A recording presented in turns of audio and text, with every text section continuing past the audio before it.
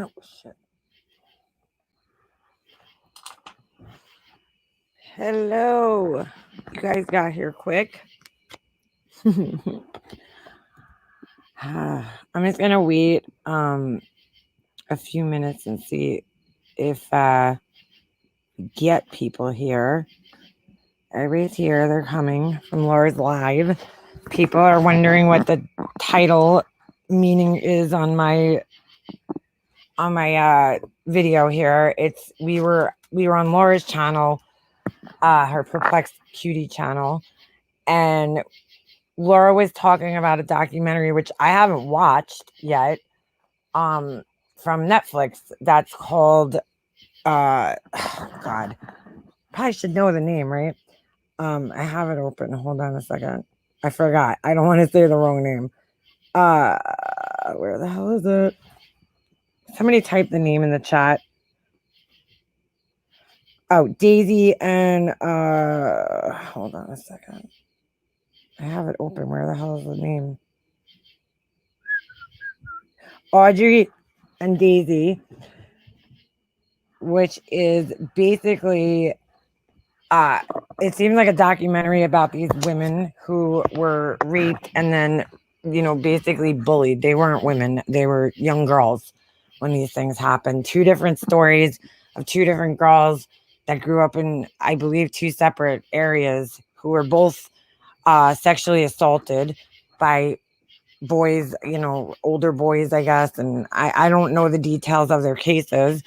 But just recently, I believe it was in the last few days, one of the girls, I believe they both committed suicide at this point, and then one of them was just a few days ago, and I believe that was a girl named Daisy, and she was, running all these support groups and all these things for other, victims, and kind of advocating for this stuff. And there was a conversation, and he came up on Laura's panel. I'm just trying to catch anybody up who wasn't in Laura's chat. Nenny was just up there on panel. And Nenny, if you want a link, just let me know, girl. 2 days, two times in one day I get Nenny. That would be great. But so basically they were discussing, why would this girl now commit suicide all this time later? Because this happened years ago. And then, she just committed suicide. I believe it was a few days ago. So I'm looking forward to watching this documentary. And I love documentaries. Come on, Snoop. Oh, come on. Come on, big guy. I know me personally, I'm looking forward to watching this. But there was just some interesting conversations going on about, what would make somebody who's went through all this stuff, right, and then seemed to get better, because she was suicidal at the time, I guess, when she was being bullied, and people were bullying her about her rape. And like, for me, this is a situation that kind of hits home for me, not because I personally have ever dealt with like rape, because I haven't. I've definitely dealt with some kind of forceful, creepy situations with people, but not an actual rape. I don't, I can never call myself a rape victim. But it does hit home for me, because of things that happened in my own family, not to me, but to somebody else in my family. And so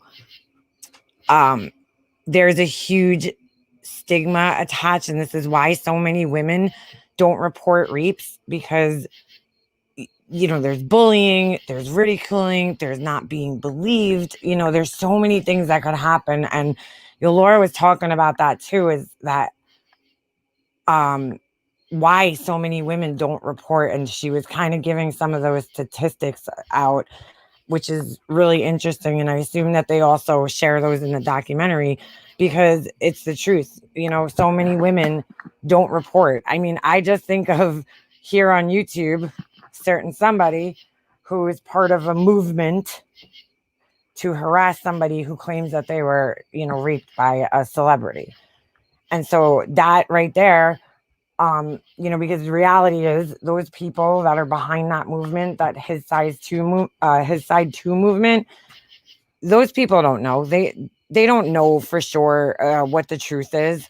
So they could speculate, but the only two people that know what the truth is, the two people that were involved in the situation. So this is it's a those kind of movements, those his side two movements, even if it were, let's just say this one girl was lying in that case. And I'm not saying that men, are never falsely accused either. So I just want to put that out there because I know they are. But when people start these movements, what they do is they silence the real victims. They silence real victims. They don't want to, when people see other people being harassed online over accusations that they made or, whatever it is, they silence people. And that's probably one of the most dangerous things you could do because at the end of the day, it could result, it could end up somebody committing suicide or some. Nenny, I'm sorry. I asked you if you wanted a link. I'm just going to email you one. And if you come up, come up. I wasn't really paying too close attention. I do it all the time. I'm like, hey, you want a link? But it's just a really serious situation. And like I said, it's one that like I'm very familiar with. I kind of touched on this, in my series and any of you guys that followed my series. And I've kind of lightly spoken about it um on lives that I've done, but I'm hesitant to really tell the whole full story because it's really, really personal, but B, there's a victim involved who has already been victimized so many times by so many different people that I don't want to hurt her again, you know. Unfortunately, even when you come forward sometimes and you tell your own family, they could bully you too and end up being victim blamers. And, I was talking about this morning with the codependency and stuff. But Nenny, I just sent you a link if you want to come up, you're more than welcome. And anybody else who has anything to say, just let me know. Tag me. Let me open up my YouTube chat because hold on a second. But it happens, and I've personally spoken to people, a lot of people, in my real life, and even some on here about my personal situation that I went through, in my family. And I come to find out that this is like a really common thing. And actually more often than not, when people are raped or molested or whatever, uh, 9 out of 10 times it probably is a family member or somebody close to the family. Um, so that's a kind of scary thing, Here she is. Hey, Hey, Nanny, how you doing, girl? I'm okay. How are you? I'm good. I'm good. Did you say you were assaulted, or somebody in your family was assaulted, or both? Well, I was not personally assaulted, but the person in somebody in my family was. They were Okay. by another person in my family, right? Okay. Yeah.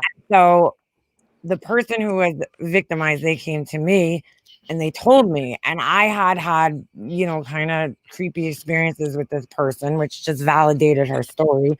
And Right. there was another family member of mine who also shared that they had also been victimized by this person, right? So it again validated her story just all the more. And what ended up happening was when she came forward, at first asked me not to tell her parents, she didn't want anybody knowing the usual thing when people are raped, there's so much shame and Right. embarrassment, especially when you're young, especially when you're 14. And those things are already uncomfortable enough to talk about. Like nobody wants to talk about those kinds of things.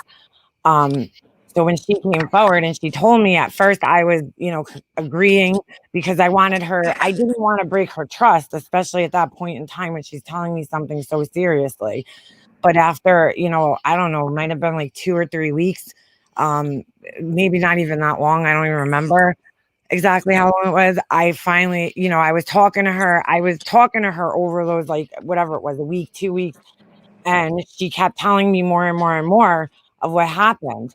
And the more I found out, the more I was like, oh shit, I cannot not tell her parents, because not only do I not want to see it happening to her again, because she's probably looking for an escape from this situation, but also there's younger girls in my family and I don't want it happening to them. If, Right. if I know now and it happens to them, then that's on me. You know what Right. I'm saying? Like, I could Right. have prevented that. I'll never be able to live with myself. So also I mean, family on family acts like that are psychologically damaging. And I knew that she would need help. I knew that she was going to need to talk to somebody and get help. But I had to kind of convince her to tell her parents. But when I finally came to her and said, like, listen, we have to tell your parents, and I laid it all out why, she like didn't even argue. And I felt like she probably felt like a big, weight off her shoulders, like, oh, thank God, like it's Yeah. over. Because that put a definite end to what was going on with her for years, Maybe she so was looking for somebody else to say. You right, think, you know what I exactly. mean? Yeah, exactly. I think as, 14 years old, that's your thought, but probably in the back of her mind, she did know that she needed her parents to know, So when I did end up telling her, I guess I naively thought, they're both family members. It's two people that I love. I know I'm so angry at one of them. Like, what do you do from there? What do you do from that point out? Right. So we had to come up with a plan. I was like 24 or 25 at the time. No, I was 24 when this happened. It was a year before my dad passed away. And I was like, I didn't know what to do. I didn't know how to handle this, but we knew we had to tell her parents, and then his parents would obviously have to find out too, because I'm sure her dad is gonna want to fucking kill him. This is like a person that he trusted, that used to come and watch his daughter for him and used to help him out. He was trying to help him get a job. I mean, it's like they live Oh, 2 blocks away from each other, so it was like a very trusted, close relationship. And I guess I thought at the beginning, like, they'll go their way and the other people go their way. I mean, I knew how devastating it would be, but at the same time, my hopes were that that's what it would turn out to be. Like, they'll go get help and then she'll go get help and everything will be great. It didn't turn out like that though. right. It ended up, getting involved with the police, got involved, and it went through the court system. And then that's, forget it. Once that happens in a family, it just completely pushes everybody into two separate directions. So Exactly. she basically, and I just like, I couldn't believe the way things turned out, because what ended up happening was my family ended up really blaming her mom. It was everybody else's fault. It was Oh, nobody wanted to put the blame on the person who did it. They wanted to put the blame on everybody else.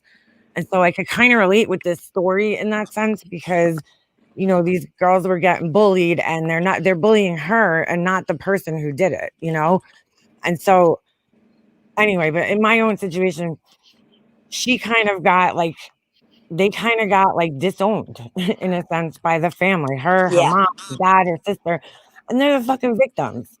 And that's where a lot of my like issues arose from my family. And, like, people don't know that part of the story, but I'm not gonna, I could get it like that's the most simplified version of it that I could feel comfortable telling. Sure. But you know what I'm saying? But I totally relate with that. And her life, I mean, not only did this girl have to live with what happened to her, right? With her with the one family member, now it's like her whole family disowns her. And I can't even imagine what that felt like. Well, I can now because I'm kind of in the same position in a sense with my family, but I can't imagine being a 14-year-old and having that happen and not understanding the different personalities and why people do the things that they do and all that kind of stuff. So this poor girl, I mean, thank God she's strong and she has, gone on with her life and done better things with her life. And she actually became, I believe, a social worker. I haven't spoken to her either, but that's Wow. another story. Yeah, because I mean, I fought everybody in my family about this. It was really a very, very, very hard time in my life because there's so many different things there. I want to protect her. I want to be there for her and support her. But then my mom's also a factor, and it's her sisters and it's her brothers, and it's my mom uh got a kidney from one of the people involved. Oh, So I felt Jesus. yeah, so I felt like I owed that person something, even though I was kind of upset with that. It was just like a fucking mess. It was a fucking mess. And it's like, that's why I'm so relieved to not be near my family. Like, people don't understand just how toxic things really were in my family. So, um, so yeah, I mean, I could relate with this story in that sense where, people's reactions to this kind of shit are just unbelievable. It's disgusting. Like Laura had asked a good question. She had said, "Why do you think after all this time she Mm, killed herself?" And mm, the sad thing is I bet. I mean, not necessarily raped, but I mean, I bet everybody has been maybe slapped on the ass when they didn't want to be, or yep. like, you know, Stared like at, just a lot of things, yeah. when I was little, I want to say I was around 8 years old. I had a cousin who was adopted. Not that that mattered, but he Mhm, did like inappropriate touching. He didn't molest me. He didn't rape me. right. But I go yeah, ahead, I know sorry. what you're no, I got the same thing, that's what I was just gonna say, that I experienced the same thing, so I know what you're saying. Right after it happened, I ran and told. Like, we were at like Thanksgiving or something. We were at Mhm, like his parents' house, my uncle's house, right. and I ran and I told my mom. I ran right. We were like in the closet. I remember my brother came in. It was so it's Right. vivid, all right. But I ran and I told my mom, and I told her in her ear, and I was like, scared. And she Right. said, "Honey, just be quiet. Don't say anything. Stay here by me." And Right. that damaged me more than she'll ever know. Oh my Uh, god, uh, Nenny, I have a very similar story. I told my mom the same thing. Same thing happened. It was at my house. And I told my mom, I was like young. I was in like fifth grade. And I told my mom when I was, young, what happened. I was like, mom, I'm like, this and that happened with this right. person who was only a couple of years older than me. He was only like whatever, a couple of years older than me.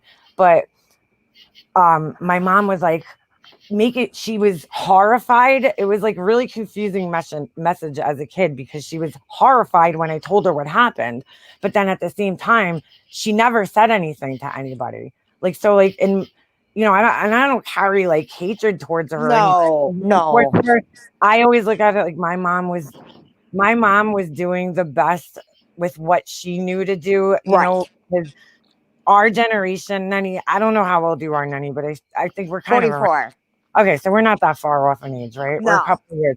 Our generation, I feel like we were a lot more educated about these things than our parents' generation was. Like we learned in school, we learned, psychology of those things and how it affects people. And, we kind of know a little bit more about these things. So maybe it would be different if it was my kid that happened to, but my mom didn't want to upset her sister, so she didn't say anything. Right. And And my so dad didn't want to. Mom's like, that was your uncle. That was your father's brother.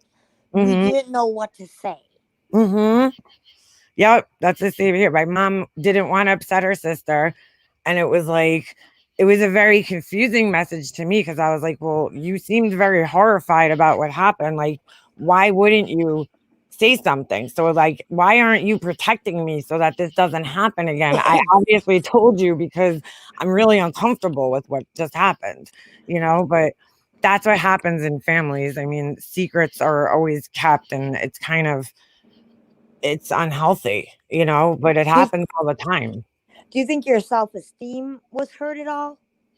No, I don't think so. You know what, Nate? I'm like I don't know, I've always been like a kind of mentally strong person. Yeah. So I don't like, just like Laura, like I don't understand what it's like to feel like suicidal and I don't understand that because I never I went know. through it.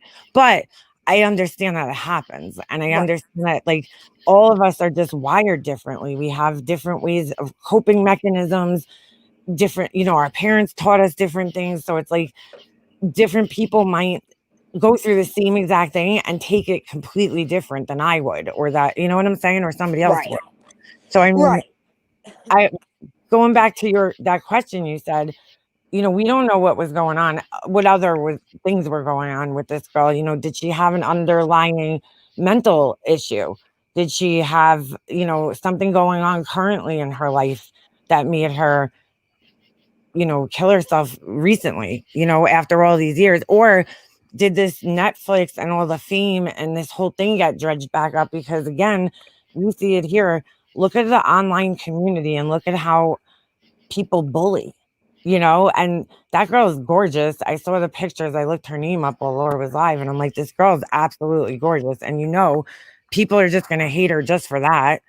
So, I mean, who knows? Nobody. I just did about like a half an hour of research, and Mhm. I found her Facebook page, Right, and 7 months ago she posted um she posted all these messages that she was getting from somebody, and this person 7 months ago they were calling her a slut.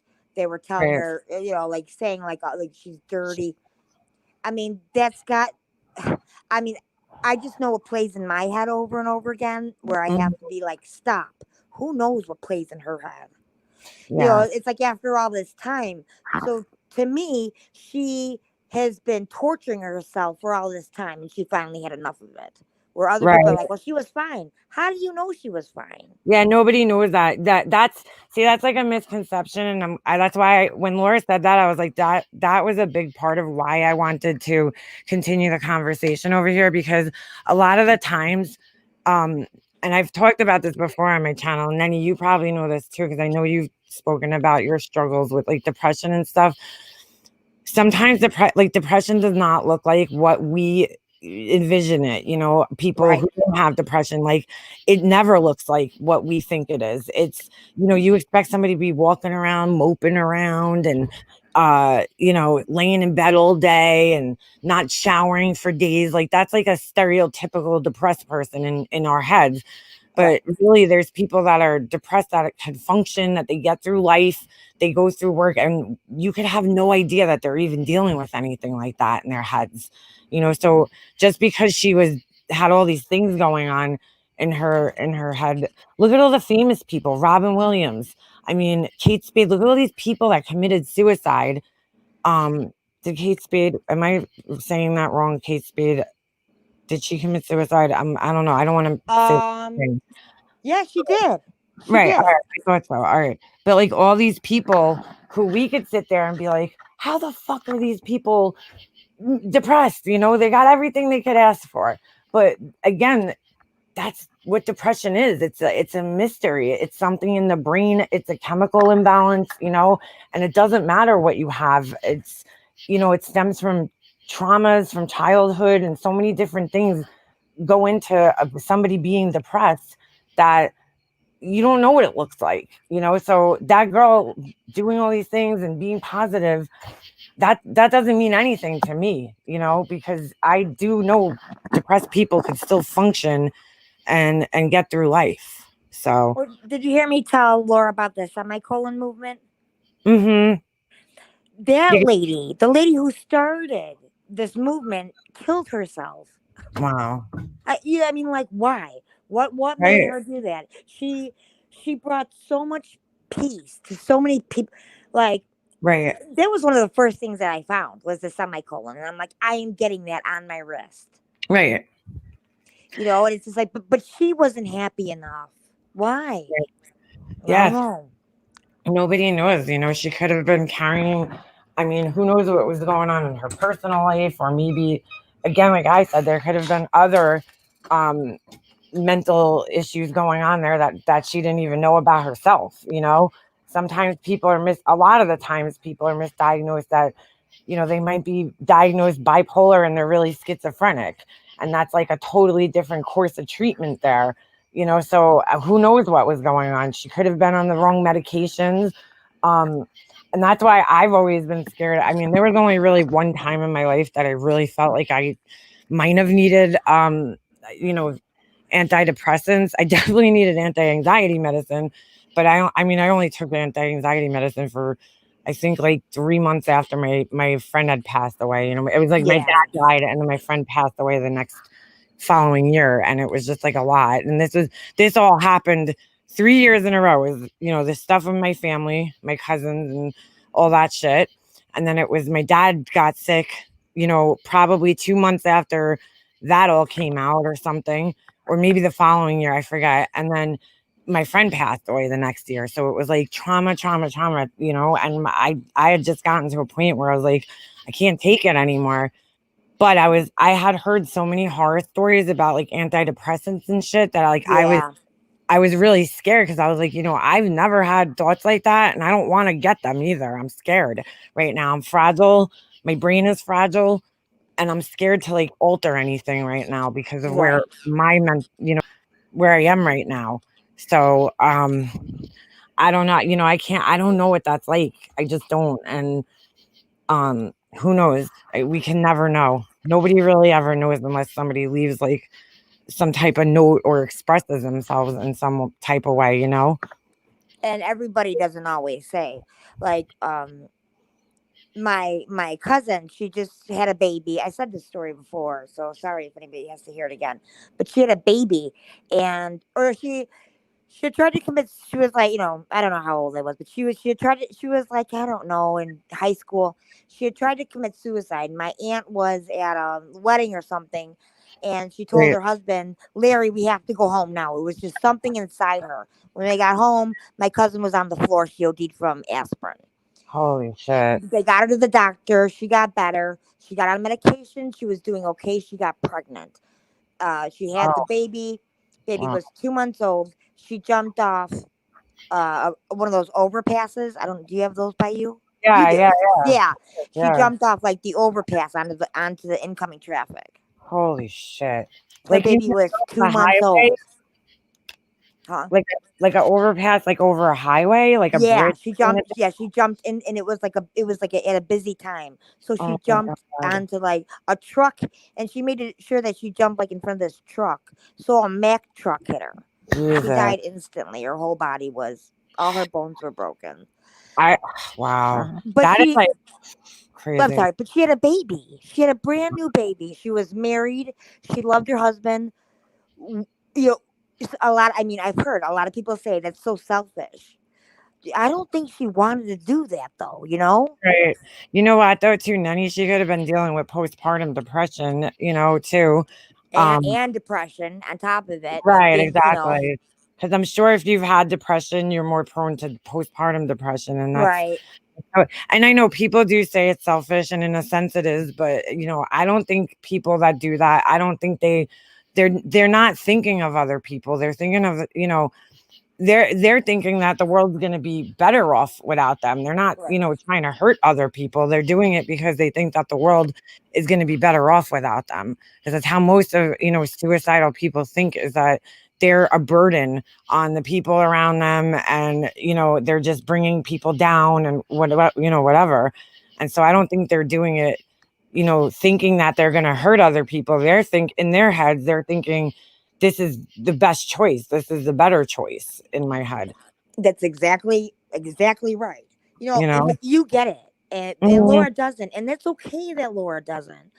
Right. Not And it's everybody will. totally okay. At least she's trying to understand. You know what, Nenny? The only reason I'm able to get is 'cause I dealt with a friend who was, suicidal when I was younger. I mean, I was like 14 years old at the time. And this girl, again, another person that I was friends with this girl literally since pre K. And we were best friends. I mean, we had gone through everything together. We go through puberty together, like everything, from being kids to whatever. And it's like, I never even knew she was depressed. I knew this girl my whole life. And all of a sudden, I was home one night, and I got a phone call from my another friend of ours, and she's like, listen, I don't want to say her name, but she tried, swallowing pills. I forget exactly what it was. I believe that's what it was. So basically she was trying to, commit suicide. And I was like, I thought this girl was pulling my leg. Like, I was like, there's no fucking way in hell. Like, there's no way. This girl was a straight A student. All the teachers loved her. I mean, she was popular. Like, there was no indication whatsoever in our friendship over that long that I ever would have thought she would do something like this. So I was kind of like in shock, Right. and then at the same time kind of forced to understand it a little bit better through just like talking to her and trying to understand what she was going through. But even at that time, she was in and out of mental hospitals, and I remember like people used to fuck with her and bully her over that afterwards. Like they would be like, "Oh, she's crazy. She's got something wrong with her." Like people almost didn't want to be around her after that, and it was kind of sad because that's not good. That's not a good thing when somebody's down like that already, and now their friends were backing away, and people. At that age, at 14, you don't understand that kind of shit. I mean, I stuck with her all through that shit, until we were in high school pretty much. And then she moved, and, we kind of lost touch a little bit, but uh, it was a fucked up time. But I mean, even then I didn't fully understand it. I don't think I did until I got way older, and thought about it and just kind of read about it and was like, okay, because that's Yeah. something that was pretty big in my life at that age. It was like, not a lot of people go through that. This girl was in and out of mental hospitals constantly, constantly. She, The mental hospital doesn't help. It's the aftercare that helps. right, right, The right, hospital is horrible. right. This is back in the 90s too, you know what I'm Oh saying? God, So, it's probably yeah, worse. yeah. It was like the early 90s, mid 90s. So it probably, things probably weren't that good there. And I don't know what that's like. I've never been there. You said earlier you've been in there, and 3 times in like a year. right. What do you I, like, if you don't mind, what's so bad about it? like the place is fine. The place is Mhm. absolutely fine. I mean, like, and it's just like a hospital ward. I mean, like, Right, and the people that you meet, like, you wind up just saying everything because you want. First of all, you want to get the hell out of there. Second of right, all, you do want to get better, and what you're doing isn't working because look at where you are. right, This was my thought, right. and um I had laid I mean, I'm not saying her name, so I'm sure this is fine. But like the third time I went there, I think, my first night in the room, it's always just scary because you're just coming down from whatever you just took, Mhm. like the one time I had taken a whole bottle of Xanax, so I Oh was my freaking God. out, Right, and um and I had taken my whole bottle of Adderall, but I threw that up, so I thought maybe that wasn't the problem. But anyway, right, so you're in a place, you're in a hospital bed. The door has to be open. You can't ever close the door, but to go to the bathroom. oh And my God, even yeah. that, there was girls cutting themselves in the bathroom. Oh, jeez. Yeah, so that's not it's gotta be a little triggering too at the same time while you're there trying to get better. There's people there that are doing things that are disturbing too to you, and that can't be helping things. Like Going and when I went to the ER the one time, it sucks going to like the ER in your neighborhood because oh yeah, the girl that I went to school with is taking care of me. That was right, terrible. right, And then like I got all these messages from people all of a sudden. I'm like, does HIPAA not matter? Hi, Nani. Just wanted to see how oh you were doing. my God. Mm-hmm. Yeah, Haven't that's talked to you for crazy. 10 years. Wow, my friend who's actually a nurse in the hospital that my mom was in, she was actually my mom's nurse for a little. She was on that unit, so she used to come in and help my mom out. But she only had my mom the one night, before she passed away. It just happened to work out that way because we switched her room and it happened to be in her room. But she has told me that, like, she's like, you don't know how many people I see in here that we grew up with, that we went to school with, that you would never think are in here for the things that they're in here for. Right, right. And I'm like, holy shit. One of the guys, I had no idea. This kid I grew up with him my whole entire life. He was one of my best friends when I was younger. He was in there. I didn't even know he was on heroin. He had overdosed like a whole bunch of times. He got all these crazy infections and shit. And I was just like shocked. He passed away like a couple years ago, and I was Wow. like in shock because this kid was like a good athlete when we were younger. Like I just never would have pictured him going down that road. And She's like, "Yeah, he was in there so many times." I'm like, "Get out of here. That's like crazy." And she sees a lot of that. So, but she shouldn't be. She didn't tell me anybody besides him. Nobody should be telling people that. No, and I used to have two roommates, and the one roommate, she was so bad. She was a ER nurse, and she Right. would come home and be like, "Oh my god." Okay. Oh, And did no. I listen? Yeah. I mean, like, I get, though. I get telling people too. I mean, I Yeah, don't know. My sister hasn't said a word, but she's in the labor and delivery floor, so I mean, there's not really much excitement there. yeah. You Good know? thing had a baby. Like, yay. Yeah, But I know. It's wow. more of a happy thing. Nanny, how did you pull yourself like out of that? Like, how did you get yourself back on your feet and kind of back on the right path? I mean, I know it's a struggle. It's not like you wake up one day and everything's fine. You're probably struggle every day still to just live normally, right? I mean, that's usually what happens. That's why I mean, like, I don't care if people call me like a crybaby, but because I've always cried my whole life. I just always have, in the inappropriate times. That's part of the reason I feel like, my husband divorced me. He didn't understand, like, I was always crying, I was always upset to him, and, like, Right. when you're depressed and stuff, of course you cry more. But if I cry all the time anyway, like, I used to go to work and I would come home, and I would be fine all day at work, and then I'd come home and I'd go up in our laundry room and I'd close the door, and I would just, like, cry with this cry that, like, I've never heard this sound come out of my body. Yeah, right. Right. Just like this. It's like, it was so deep, and it was like I was trying to get this sadness out of me, Right. and I couldn't do it. And I would do it from the moment I would do it from, like, maybe 5 minutes from when I got home. I wouldn't eat, and I would go to bed. I was down to almost 100 pounds. Wow. Wow. But This it's is like, he never said a word to me, though. He never said, "Are you okay?" He never came and hugged me, and I right. hated him. I hated him for that. But at the same time, he didn't know what to do.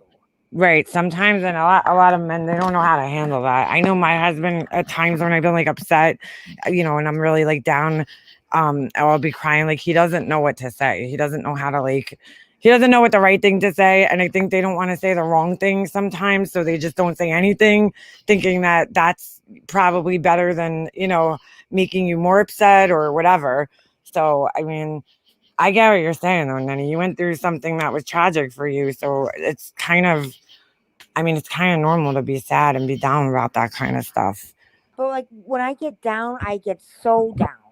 You know, Right, right. like, okay, like, okay, well, somebody told me, something. Somebody told me that there was a live, yeah, and that somebody in the chat there said that, oh, there's a nanny, oh, well, nanny C has her own channel about how bad she is, and there's a lot of pictures and all of her information in there or whatever.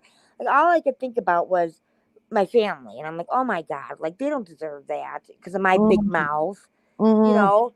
But, like, so and then I went and read the chat, and I reacted to everything, and yeah, I mean, like, and I went live, and then I started to cry, and I just thought of, like, oh, Nanny the crybaby, and I'm like, I'm not gonna give that to them, Right, but at right. the same time, I don't give a fuck. But I mean, like, it's not. It's just. I mean, it's like, I don't. It's just who I am. I cry. If It's I'm yeah, happy, if I'm that's sad. I fine. mean, That's okay. That's fine. That's not a bad thing. I don't see that as a bad thing. I think it's a kind of healthy thing that you just feel your feelings deeply. I'm not a crier. I kind of just shut down when I'm sad.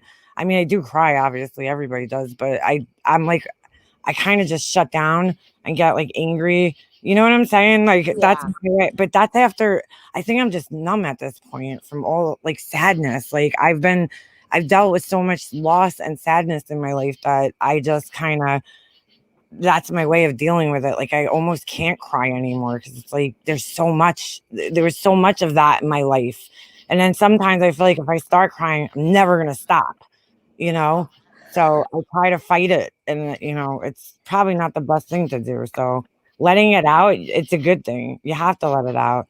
People, My my mom would sit there and look at me and say, "How can somebody cry so much?" And like the look on her face, like, oh, I cry when it comes to my mom, you know. But the yeah, look on her face, she was so helpless. right, And right. she didn't understand why I was so upset by some guy, well, to her words, some guy who didn't want to be with me anymore. But it was so much more than that to me. I lost my dad, now my husband. I was Yeah, right. You feel like like, you're being like totally abandoned. Like that's not a good timing, really.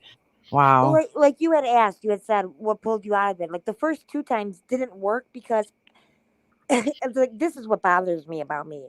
I was so I was so focused on saving my marriage. If Right, I would have used my head, I should have never married him. We weren't right right, for each other. We weren't like, as much as I want him to be, as much as I love him still to this day, we're not right for each other. And like, right. I mean, at least I can say that now, but I don't fully even believe that in my head. How is that possible? What do you mean? How is it possible? Because like it's like, you know, we all have that girlfriend that keeps going back to the guy that cheats on her, and Right, you know, we've all had that friend, or maybe that was us. That's me. I right, kept like, I mean, like you, oh my god, like I would get out of the house, I would try so hard, you know, I knew I had to change, but I didn't know how. And it's just like, and then but you know, and he just kind of stopped, and I didn't understand because that's not what you do when you get married. But instead of walking away, instead of being strong enough to walk away, I just kept trying and trying and trying. And right, then the last time in the hospital, I was like, listen, like I told myself, like, you drink freaking antifreeze. right. You can't do that and survive. Either No, either you do something, you have to change this up. So I decided I was gonna let go. I right. still haven't fully let go of my ex-husband. How long you guys been? How long has it been? And this is another thing. It's like I always forget 2 years. Well, those 2 years I was in this mad depression. So my Well, dad maybe died. that's not that long of time though. Don't be too hard on yourself. You know, No, it's not like no, my dad died 7 years ago. okay. So this started 7 years ago. My It's all husband right. asked for a divorce 6 years ago. Right. Nanny, I watched my mom go through it when my dad passed away. Like she went through this. The time just kind of flew by. And then like before I knew it, it was like almost 10 years. And I was like, holy shit. Like she's Yeah, still in this like bad mental place from this. Like it really fucked her up, you know? And not I mean, she got up, she functioned through life, but like I know it fucked her life up. Like it was she was never the same after that. You know, she never was the same person. Like she was negative, she was down, she was angry, you know, and then just when she started to get back up, my brother met his wife and then she got knocked right back down again. oh So it was like, I mean, she had literally that year before, maybe my mom was all excited because, you know, he was engaged to his ex. And it was like, oh, my kid's getting married. And it kind yeah, of gave her purpose to like have a wedding and, you know, all this stuff. Like, and then all of a sudden that just came crashing down. And it was like they broke up and now she's, you know, this girl came along who was just fucking 10 times worse than anything we could have ever fucking imagined. She broke up her family, but after her death, it was like, I mean, after my dad's death, I would sit on the phone with her for hours and hours and hours and hours. And like, I would have to, like, I'm the kid, you know, and she's the parent. And I would have to yeah, sit there and, like, all right, mom, let's come up with a game plan. Like, what are we going to do? You know, what's the thing that's bothering you the most? We're going to work on that thing first. You know, she had to lose weight. So I'd be like, we'll go walk on the treadmill. I'll come over there. I'll take walks with you. You know, like whatever we got to do because I felt like once you get yourself feeling better about your looks and you know, then everything else will kind of fall into place after that. Then you'll have more confidence, you'll want to go out, you'll meet somebody, you'll move on. But she just couldn't pull herself out of this. Like I always said, it was like she was running on a hamster wheel. yeah. You know, like everything was just like, do you ever see that? I don't know if they had this commercial everywhere. I just remembered this. Holy shit. I haven't thought of this in so long, but there was this commercial that used to come on during the day, like if you were watching like Dr. Phil and shit, and it would be like, I can't get a job because I have no skills. I have no skills because I didn't go to school. I didn't go to school because I don't have a job. I didn't, and it would just keep like repeating itself, like it would say it all fast. And I'm like, that's my mom. Like that's what she's going through. Like she's like, I don't have a life because I'm overweight. I'm overweight because I eat too much. I eat too much because I'm sad. And it was like this never ending like cycle of things. And I'm like trying to tell her exactly what she told me when I got down was to like, fix things. You cannot fix everything at once. You have to fix it one step at a time. So you tackle one issue at a time, even if it's a small one, get that one out of the way. Bang it out, then move on to the next one and the next one and the next one. And then eventually I took her advice and it worked for me, but she couldn't even do it for herself. But don't feel, though, my whole point of telling you this is that you shouldn't feel like there's something wrong with you for feeling that way. That was a profound loss for you in your life. So it's something that really deeply, deeply affected you. And you're going to feel like that. You might feel like that for another 5 years, I know. you, 5 more years. you know what, they always say this, and it's the truth though. When you least expect, somebody to come into your life, that's when it happens. And like then you'll look back on your situation, then, and you'll be like, you know what? The fuck was I even thinking about that asshole I for? know.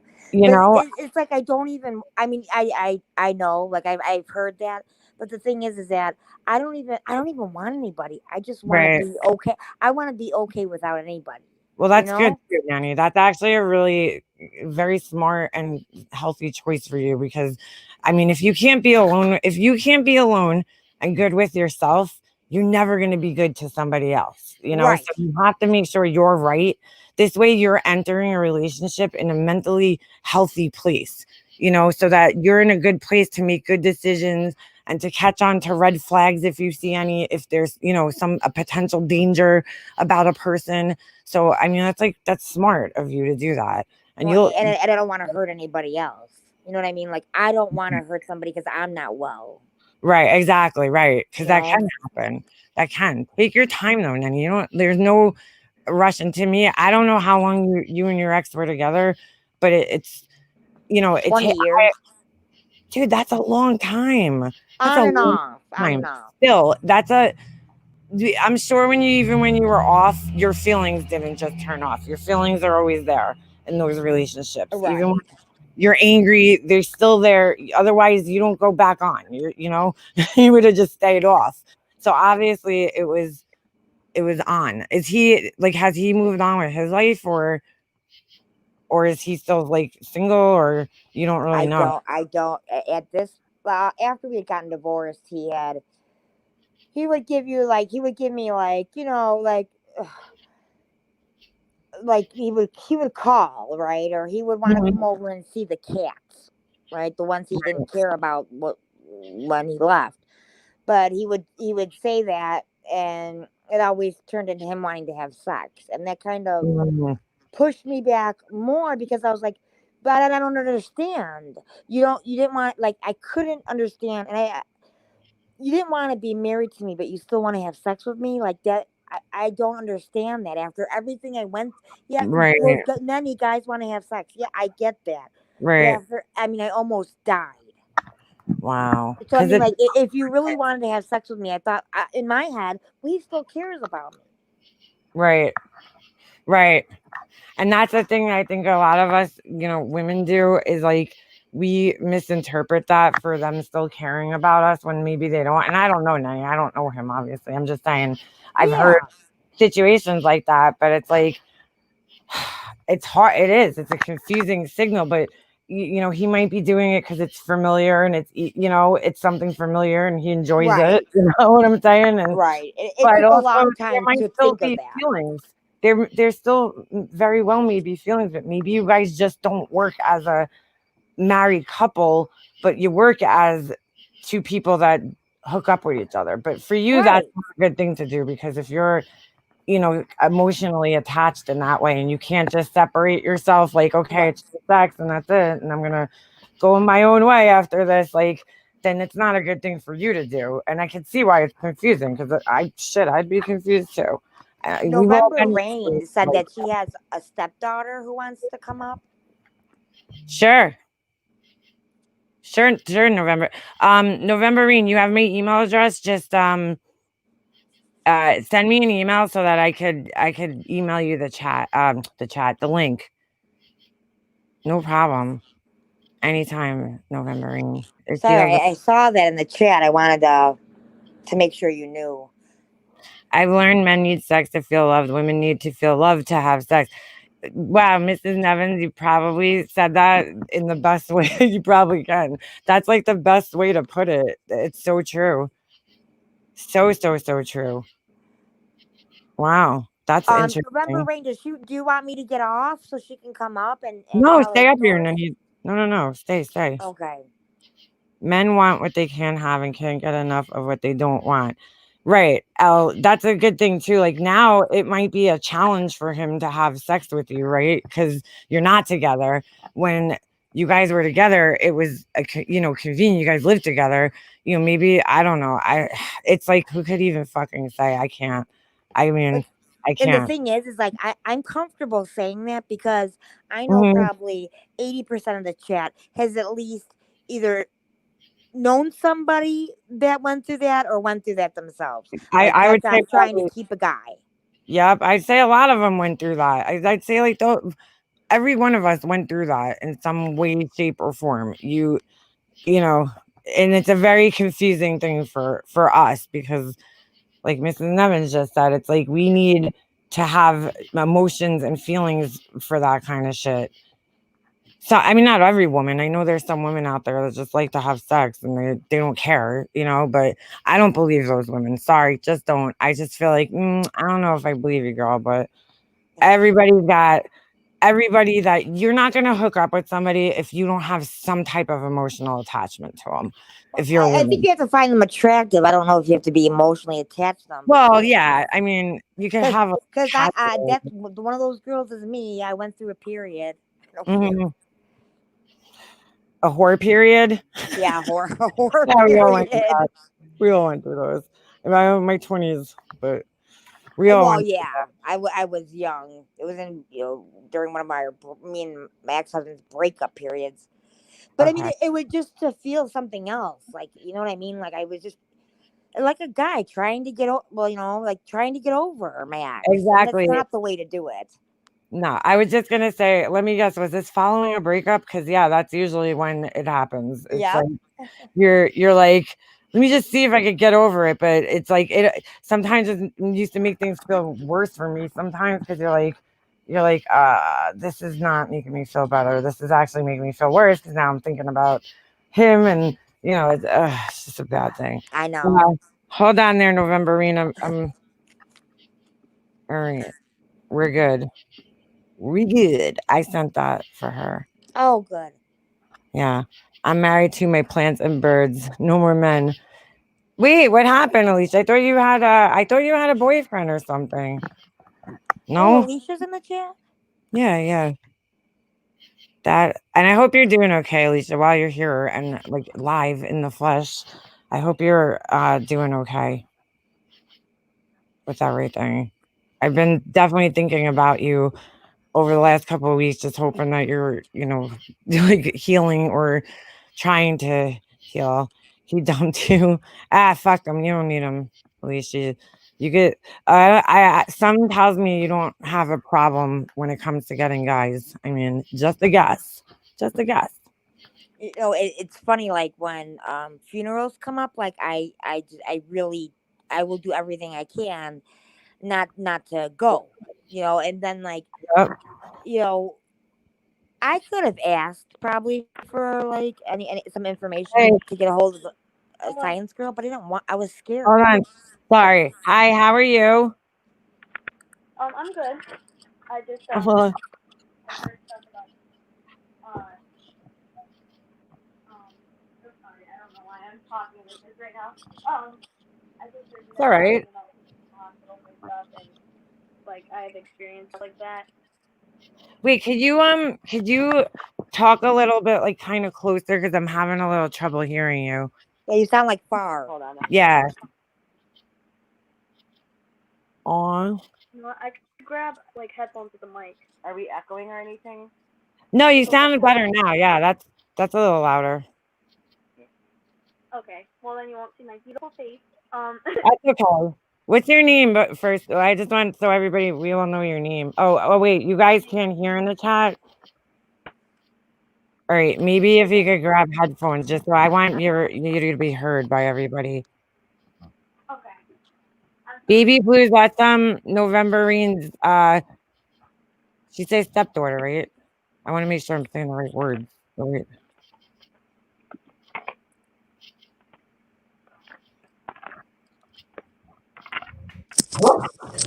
Yep, yep. There we go. Okay. All right, I think we could hear you. First turn on, then try Do I sound better now? Yeah, Much better. much better. Yeah, that's way better. How are you? Yeah, I think we were connected to a speaker. that. We were on Bluetooth. Sorry. Yeah. That's all right. Don't worry about it. So what's your name? Well, if you don't want to give your real name, you could It's fine. just make It's up a name fine. for. I do lives on Oh, Facebook for a makeup company. nice. So All right, so my name's Karis. right. Um That's a nice I'm name. 14. Aw, Um I've been through a lot of this stuff, so I'm very familiar with like the system with right, hospitals and stuff. And you know, if you're there, it does not mean you're crazy or anything. There will be a few weird kids there, but most of them are just like, Like you. yeah, some of them just are really sad. And yeah. you know, Tell them. like when I was really little, my mom had passed away when I was Oh, I'm 7. sorry. Oh my God, that's young So girl. yeah, like I've heard your story too. Nice. Oh, yeah, it's hard. I know, and it's hard when I'm an adult, and I can't even imagine how Mm-hmm. hard it would be as a kid. Hold on, I'm. You can keep going. I'm just gonna. I had to put my dog upstairs, so I'm listening. Hold on. No, it's fine. Hun, My dogs are annoying like that too. All I do is have bark. have you been? Um, Did you've been to the hospital? What'd you say? she's talking to her dogs. No, Nenny asked you a question. Oh, you asked me a question. Oh yeah, I'm sorry. Continue with your story if you want. Did you say Okay. you went to the hospital? Yes, I went to the hospital for you know, I would try and harm myself and stuff, and I Uh Wow. was like really in a rough place. huh. And a lot of times people see it as like you trying to kill yourself. Right. Me, I wasn't like that. Right, I haven't gone through that specifically, like trying to kill myself or anything. But right, I mean, I thought about it, but I never would go through with it. Harming yourself is kind of like distracting yourself from Uh what's going on in your head, right, huh. but like trying to feel something else. right. So you're kind of redirecting the pain, Mm-hmm. Yeah, so it's not definitely. in your head. It's physical pain is different than mental pain, right? Yes, and it's like it's easier, you know. I'd Right. rather scrape my knee than feel grief and sadness and Yeah, that's hard, girl. That's hard. How old? How? So you said your mom passed away when you're 7, right? So yes. that's the age. I have a son that age right now, and I Mm-hmm. can't even imagine how he would deal with something like that. So I can only imagine how you would deal with something like that at that age. And then you're 14 now. Yes, I'm 14. Yeah, and this is a time in life that you probably feel like you need your mom around, and Yeah. I can only imagine what you're going through, but you're pretty brave to be coming up here and talking about this. I'm pretty impressed, I gotta say. Well, yeah,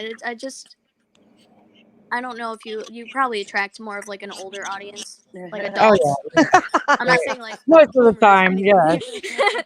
um no. But you were sitting here listening. Yeah, but I was listening and I was like, Oh, yeah, the hospital system is not good at all. No.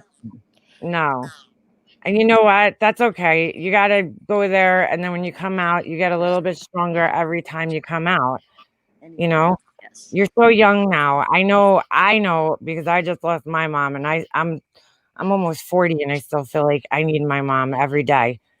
I still feel Yeah. like that as a grown woman. I'm a mom myself and I still feel like that. So, I can only imagine how hard I would have dealt with it at 14. You seem a lot more mature than I was at 14. Mm, You know? You seem questionable. more mature than I'm at 44. Yeah. Oh, How are you doing now? I'm like used to talking about it, so like if I seem oddly like not emotional, it's not. I'm not a sociopath. I promise. I'm used no, to. I'm we don't used to get that. talking about it. You To kind of me, have you to. sound good. You have to grow up quick when things like that happen to you when you're young. Like my mom got sick when I was, in fifth grade, so I was probably around 9 or 10, and it kind of forces you to kind of be a little bit more grown up than the other kids Mhm. around you, right? Right. Because you kind of have to Definitely. take care of yourself and Yep. do things that your friends don't really understand, like that you have to do that they don't really normally have to do, So, um, but you're gonna get through this. You're gonna get older, and one day you'll have a family of your own, and you'll look back on this, and you'll have great experience to share as a mom to your Yeah. kids one day. You know, so What are like so? You used to harm yourself, right? So, Yes. and if I ask you anything and you don't want to answer, just say you don't want to answer, No, okay? it's fine. I'm open I, to because it's not being used like in a bad way. I no, think and I'm very open. So, and sometimes I ask questions just to understand. But if you're uncomfortable at all, please don't No, answer. It's okay. But like, so you used to harm yourself, and you're not harming yourself anymore. Mm-mm. no. What have you done to get to where you are now from where you were? Um, it's been a lot of steps. Like I had first gone somewhere when I was 9. Um, which I did not belong there. I was over there playing fairies, thinking this was all fun and games at a Right. hospital. Like right. there were kids doing drugs and stuff, and I was just like pretending I was a fairy. I had no clue what was going on. Yeah. Like Oh, I um I've been to a few around my area, and right, I had to do long term. I'm right. still I'm still not completely better. No, of course not. You're gonna work. Listen, when something like that happens to you at a young age like that, you're always gonna be like I look at myself like I'm a work in progress. Never gonna be fully better, but I'm gonna try to be better every day, right? So every day I'm gonna try to be a little bit better than I was yesterday in my head, and try to think positively about things. And it's hard. It's a hard thing to do after something that tragic happening to you in your life, but you're Definitely. gonna you're so young still and you have so much time to fix things or get better or you'll learn as you get older. When you're 14, your mind works so much different than when you become an adult, and you'll see that as you go through the years. But I think it's good that you talk about it. That's a really, really good thing to express it, right? Because expressing words is the best thing that you could do. So you don't feel like, you want to hurt yourself or Mhm. anything, stupid that we could do. Because we could do a lot of stupid things as people. Yeah. But do your friends know? Do you talk to your friends about this? Or they Um, like, can they relate with you? they know about it. I don't. I tend to not surround myself with people that have really been through it, and here's why. Right. Because a lot of times, two wrongs don't make a right. Mm-hmm. So, like, if That's you true. both have someone with the same mindset, that's why they say opposites attract. Yep. They just go to better together. Like, Good. for That's one, good. like, let's just say there's a couple and both of them can't cook. Well, that's horrible. Right. Right. Like, not gonna work. That's so true. That's a good thing though. That's really good. It seems like I know your stepmom comes in here all the time and seems like such a sweet person. And so I think you have some good people in your life to help you get through this Yeah. kind of thing. Yeah. Yeah. What's the But scariest part about the hospital? Is it just being away from your family or Um, the other people? I would say some of the kids, because Right. there's this one girl that had half a lip, and I was like, what? Oh And she would no. brag about it. She'd be like, I bit this off while I was on drugs. And I was like, well, that's not something to brag about. Like, Yeah, right, right. I understand drugs are, like, they can take a toll on you. Like, my mom actually had passed away from an opioid overdose. Oh We think wow. it was on purpose, but I'm not sure. not sure, because, like, some of her texts were, like, as I got older, I found out this stuff. I wasn't told this at 7. No. At Yeah, 7, I right. thought she had passed away from the flu.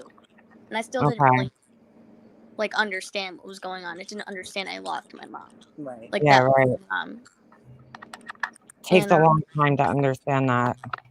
yeah, so it's definitely scary seeing these kids there like that. And that girl with half a lip, she tried punching me because I was talking crap about, I don't know. Some of them make up stories, and it's like, I wonder what's going on inside your head. Yeah. Yeah, right. Like But why did you find did you find comfort in some of the people? Like Um, while I was there, I got really close to some people. Like Mhm. we almost became like yes. this little family. Yeah. Yes. Um,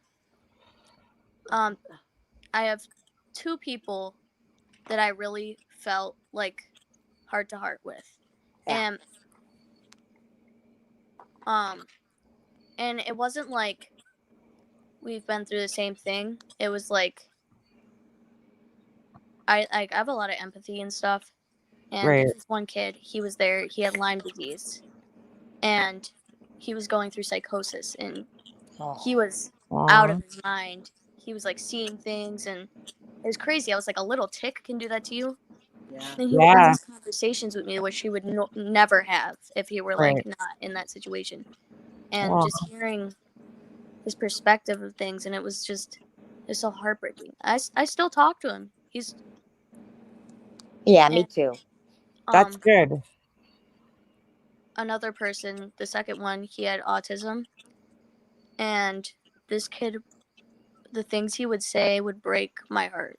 He Right. said that life is meaningless, but the thing is, a lot of people say that. You Mm, can tell he meant that, and that's right, the thing that was scary, because people say that. You could right. tell they're just saying it to say it. Even if they feel sad or whatever, they know there's at least a little something that's keeping them alive, at least a little bit. Right. Right. But this kid was not phased with death. Death did not scare him. Thought it was a good thing, and I just found Wow. that so interesting to me. That's why I want to go into psychology and stuff when I'm older, because it's just so interesting to see how people think. Yeah. But it also broke my heart. Like, I tried convincing him for hours that he meant something and stuff, and he was like, nah. Right. And I Right. was like, what? But it's not like someone would normally disagree, like, oh, I'm not that great, whatever. He was serious, and it really, really broke my heart that someone can think Aw. like that. Yeah, right. It is sad. That's very sad. But it's good that you know. It sounds like if you picked psychology for your career, that'll probably be a good choice for you. And a lot of people that have a lot of people that are in the psychology field, they go into it because for the same reasons like you are, because they went through something hard in their lives and they want to help other people. And that's turning a negative into a positive, which is a good Hmm. thing, to do for other people. What did you say you did makeup videos? Yes, I do. You do them on Facebook. Would you mind if your stepmom sent me some? Yeah, Of but course I they're will. they're like past lives. Okay. No, They're that's no all right. live. I like makeup, so I like to see makeup. What Yeah, your company name's Makeup is it? Monster. Yeah, makeup. I know. I probably don't talk about makeup too much on here anymore, but what what what kind of makeup do you like to use? Anything. I can work with anything. If I'm in that much need, I'm not a greedy kid, so I don't really ask for much makeup all the time. I just work with what I have. All right, so what is your favorite, like, let's say, what if you could pick any palette, let's just say, like an eyeshadow palette, which one would you want? Um, that's hard. I would say, okay, you guys don't hate me right now because it's a No, no. Golden Star palette. All right, which Uh, one? Which one? uh, Which one? um, this is even worse. It's the controversy, conspiracy. I meant conspiracy one. That's even worse. It's Is Shane it? Dawson. Oh All right. no. How's Oh, this? How's this? I'll send you one. Oh, you don't have to do that. you don't have to do that. No, I will. I'll send you one because I truly believe, like, when you find something like that makes you happy, and you keep your hands busy and your mind busy, that's probably one of the best things You we don't could have do to to do heal. that. She's so sweet. No, it's all right. I will. I'll talk to your stepmom after here. I have her email, and if Like she's Sean, okay with it, I'll send you one. because like the colors are gorgeous and everything is beautiful. Yeah, Thank but you. I Let's. only send it to you under one circumstance. Mhm. You have to send me a picture of one makeup look that you do Oh with yeah. it. Oh yeah. All right. Definitely. Deal? Thank you. You don't have to do that. No, I will. I think you deserve it. Because for coming up here and sharing your story, being really brave and telling everybody your story. I think that's like so cool. Because not many people could do that. There's a lot of adults that come into some of the chats on here, and they're not even like a fraction as mature as you are. So I think we appreciate this around here. Maybe you could teach everybody else around here a lesson, you Yeah. know? Yeah. I listen. It's funny. I want to tell you that I have no idea what you look like, but I know that you are absolutely beautiful. You can't see her, Nenny. She's on camera. She even I cammed up can. for us. No, Just even that. I think I'll like lose it and really start to She's cry. But adorable. Absolutely adorable. you, no matter what you do in life, and just please don't ever stop sharing your story. Yep. Mhm. Yep. The good thing. Always find people to connect with, right? It's good that you're online and you could connect with other people, in groups and stuff, other kids. That's a great thing. But I personally know for me, when my mom passed away, I would try to just do a lot of things to keep myself busy all the time because I knew as soon as I sat down and I stopped, that's when I would start thinking and I would get really super upset. So I think, I could help you stay busy, and I think it's a win-win for everybody, right? Thank you. Is that Badger who just sent me super chat? Thank you. And just know, as long as your husband knows where you're at, you'll be fine. Nanny. Yeah, I that's want true. that.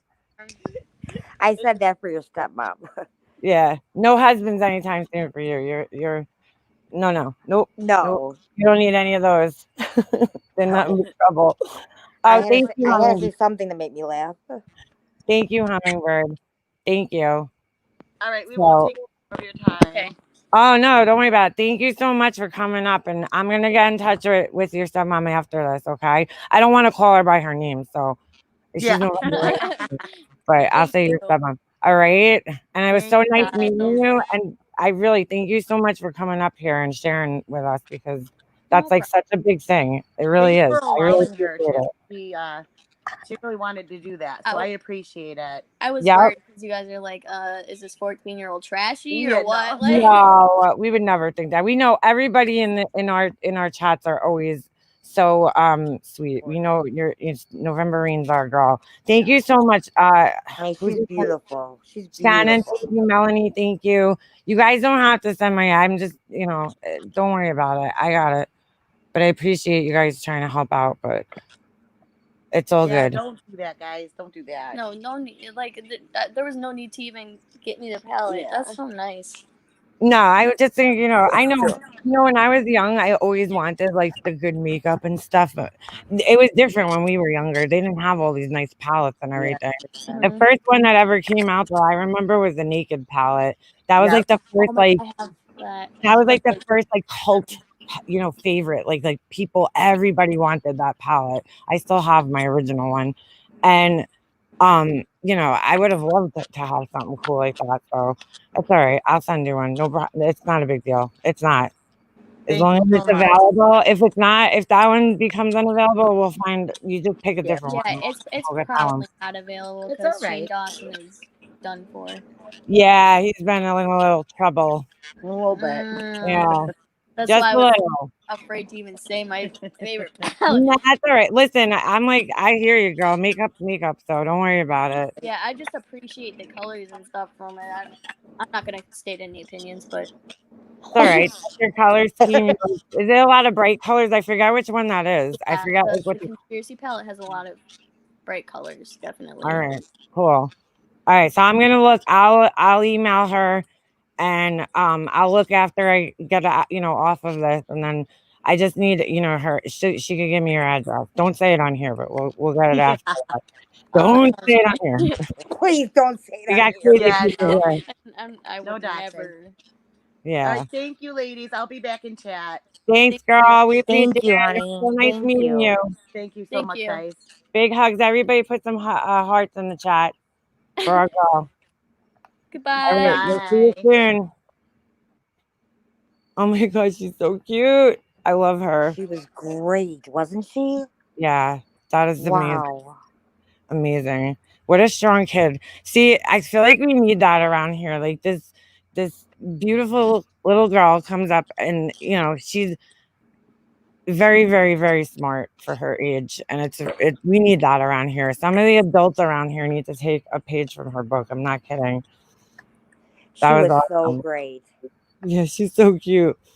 That's how I think that's like it's so weird that she came up because she said she was 14 and that's the age that my friend was, when she was going through all that stuff. And when I was just listening to her explain that, I almost felt like it was kind of in a sense listening to my friend. Like, at 14, you're so different, and it seems the worries and the troubles and stuff that you have in your mind when you're 14 are so different from when you're an adult. So seeing that again kind of just, made me feel I don't know. It just like helped me when it came to her because I still I think about know. her to this day. I still think about her all the time. I mean, she's gone on, and I hope this if she's still listening, I hope this helps. My friend that went through that, um, she's now a professor. She's a college professor at a huge university hospital. That's actually right near me. It's the one that my mom was in when she passed away. So she went on to have a really successful life and Yeah. she has beautiful kids, 2 kids and a husband. And, I look at her pictures on Facebook and I'm just so happy to see that because she also used to self-harm. And that, at that time, that was like not a thing. Like nobody really knew what that was at that time. You know what I'm saying? People didn't Yep. Yep. but I remember I would see her and I would see all these cuts on her legs and I would be like, I at that age did not understand that. Like I was like, why is she doing that? But she just made it make sense the way she said it. She's like, because the pain, instead of having the pain in your head and it's like physical pain, it's like a distraction. And I Right. told you, when you think about it, what other resources do you have or outlets like do you have when you're 14 years old, to cope with pain, and that much pain because she's gone through a lot of stuff as a 14-year-old. That's a big, heavy thing to carry with her at that age.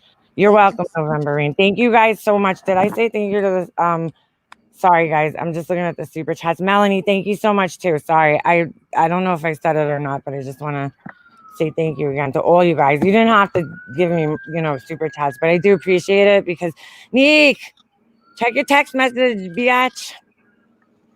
Who? My Oh. cousin. Oh. I'm like, who? What do you call it? That was Neek. Rewind back like 5 minutes. We were just having a very good conversation Oh, this in here. amazing 14-year-old. You know what I love that she said? I love that she said, well, I don't know how she said it, but she said I'm not all better or I'm not 100% better. That's right. I just think it's so important. It's important to know that because Right. you have to you have to keep trying so you don't go revert back to that. Whatever it is you're doing to get mentally stronger. Isn't your Yep. brain a muscle? I don't even know if that's true, but you literally have to work on things. You do. You never. That's why I said. Like I said before. Like it's like you're a constant work in progress. You never. We're never gonna like. I don't know. I don't look at life like every day is a learning experience, and every day I'm going to try to, do better or be better. And we're going to have setbacks. We're going to have fallbacks where we fuck up or whatever it is. We have bad days. But from that, at least if you have that in your mind to try the next day after that, then, it's all good. I mean, You're it always doesn't working. matter how many times you fall. All that matters is that you get up.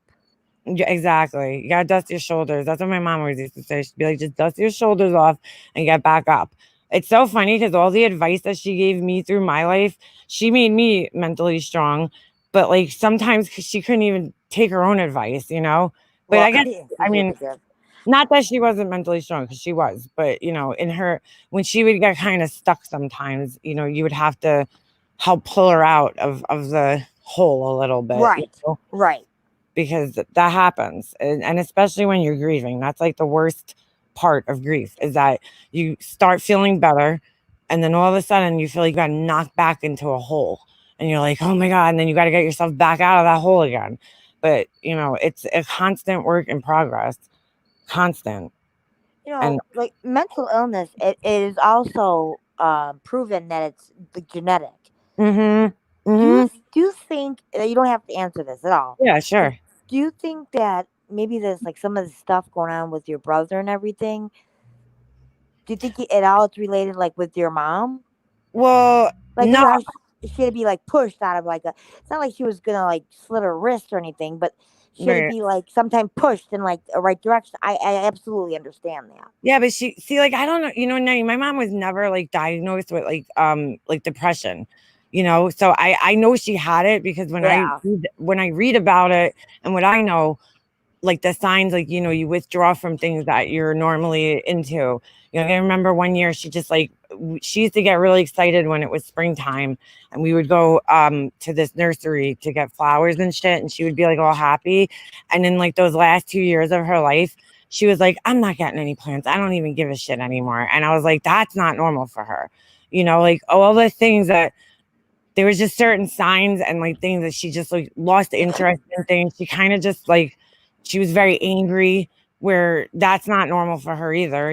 She was usually a happy, positive person my whole life, so there was those things. But as far as my brother goes, I can't, Nanny, that's the one thing I was never able in all of this, because the way that I dealt with it, right, is like, I know this sounds crazy. It's almost like you have to put labels on things like, You okay, do to understand them. You my do. brother's wife's a narcissist, right? To me, in my head. Obviously, I can't diagnose her, but like the things she does make sense when I read about narcissists, right? That Right. it matches up with the things that I've experienced with her. So it helps me make sense. With my mom, the things that she was doing the last few years of her life, it was depression to me. Like, it was like she was depressed, and then she was sad, she was down, whatever the hell you want to call it. I don't know if she was clinically depressed, but I would imagine she was. She just refused to talk to somebody about it, like in a medical setting. Um, but my brother is the one person that I cannot put any type of like thing on to like explain his behavior. It's like so strange to me. It's so confusing. I don't know what to call it. I don't do I think he has any kind of diagnosable mental illness? Like, no, I don't. I don't know what it is, except like maybe he's a little codependent. I don't know. And I don't even know if that's it. Because when I read about that, I'm like, some of it sounds like him. He's a people pleaser, but not everybody. He's a people pleaser for his wife, not us though. So I Right. don't know how to like neat things. Yeah, Stockholm syndrome. That's my cousin just said it. That's that's actually I she's saw her say actually she's right. definitely a narc. That's what she said. Yeah, she's definitely no. Anique, you're right. That is what I could put a label on it with that. But like, what makes him get into those types of, like what makes people get into relationships with people that control them? How do you get into those types of relationships? Like, is there something wrong with you? Are you missing something that you can't tell that because like he did see some of the red flags, right? So I know that he knows something was wrong, that because he was able to recognize some of the red flags. I think he was just like blinded by love, and all these things that this girl was saying to get him, you know basically commit long Well, term. it's like it's like thank God my ex husband, right? Thank God he couldn't handle it anymore and left because obviously we're not right for each other, okay, Hmm. right? Like if that's what I needed and he couldn't give me was a simple hug, he needs somebody a lot different than I am, you Right, know. And so right. I just, but So he do you made though, Nanny. You need somebody different than him because if that's what right, you if you require that, like it's part of like love and making you feel better, then he's also not right for you because he's not fulfilling your needs either. right. You know? But I mean, like, but he ended that, not me. If it was the other way around, I'd probably still be trying to save my marriage. I'd probably be Right, miserable. Like right, maybe, and not that you'd rather be mentally ill at all. Who knows? But maybe whatever it is inside me is like, maybe he's like, the same way in a way, right, right, right. you know? My cousin just said he never made his own identity, and that's also true. That This makes is somebody sense. else who's known him his whole life, but that's also true. He never really like me. I'm me. I've always like had a strong personality. Like I don't know. My brother wasn't like that. I was like almost like I always knew who I was, but he was kind of like always soul searching. So maybe that's what it is. I don't know. I just don't know. But it's definitely part of the problem, that's for sure. But in your situation, Nenny, maybe it is the theme. It's just like sometimes maybe you guys are so the theme that it doesn't work out because you're so Yeah. the theme. You know what I'm saying? Yeah. Yeah, absolutely. Because I know my husband, he's like the exact opposite of me. Like when it comes to certain things, like emotionally, like he's a lot more calm than I am, and he's a lot more rational than I am, and he thinks out. They live in the shadows of people and images. That's true. Superman, Popeye, Deadhead. It's so true. Ugh. Thank you, Nick, for validating. I feel like sometimes people think I'm fucking crazy on here, but my cousin comes in, she kind of because makes it make sense. Makes it Yeah, make no, she sense. always says. I don't know. I always laugh at her. Not that Yeah, she's saying anything funny, just like you were talking about his wife, and I just saw the comment. It said definitely a narc. That yeah, made me laugh. yeah. But she went through this whole thing with me. Like she went through everything that I've been through. She's been through because we're family, but it's just like she went through this whole entire situation with me. So she knows every detail, every little thing that happened. Thank God she was there for me because I don't know what I would have done if I didn't have her, because she's really like, was like my rock, you know? So thinking And you she's know there's so family. quiet. It is. Well, she's different. She's like a lot different from my other family where she tries to understand other people instead of just going along with everybody else. So It's like with your friends, they maybe know your family members, but your cousin, they grew up with your family, so they exactly. really do know, and you don't Yep. have to explain stuff that you have to explain to friends. Exactly. Exactly. She knows the personalities inside and out just like I do. So the That's a, that's dynamics. that's that's awesome. Maybe one day she'll come up here and talk with me. That'd be I great. don't want to force her though. I'm like, this is my thing. Let them all hate me. Don't don't don't make them hate you too. This is my thing. Let them hate me. I don't give a shit if they hate me, but they still treat her shitty too. So Really? mhm. Just because she talks to me, so they don't send her kids birthday gifts. It's like really fucked up. She didn't do anything to anybody. It's fucking crazy, and they've never even tried to like talk to her and even see how she feels. Like for all they know, she could be like, "Fuck you, Leanna," but they don't even attempt to find that out. So I Wow. get the same fucked up shit find me too. Yeah, it's really fucked up. It really is unbelievable.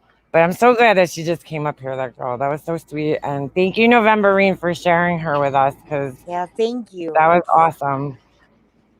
I love it's so interesting to hear a kid's perspective too sometimes because they're kind of like innocent, compared to us. So they could put it in the most simplistic form, like terms, and explain things like in ways that we probably can't because we think too much.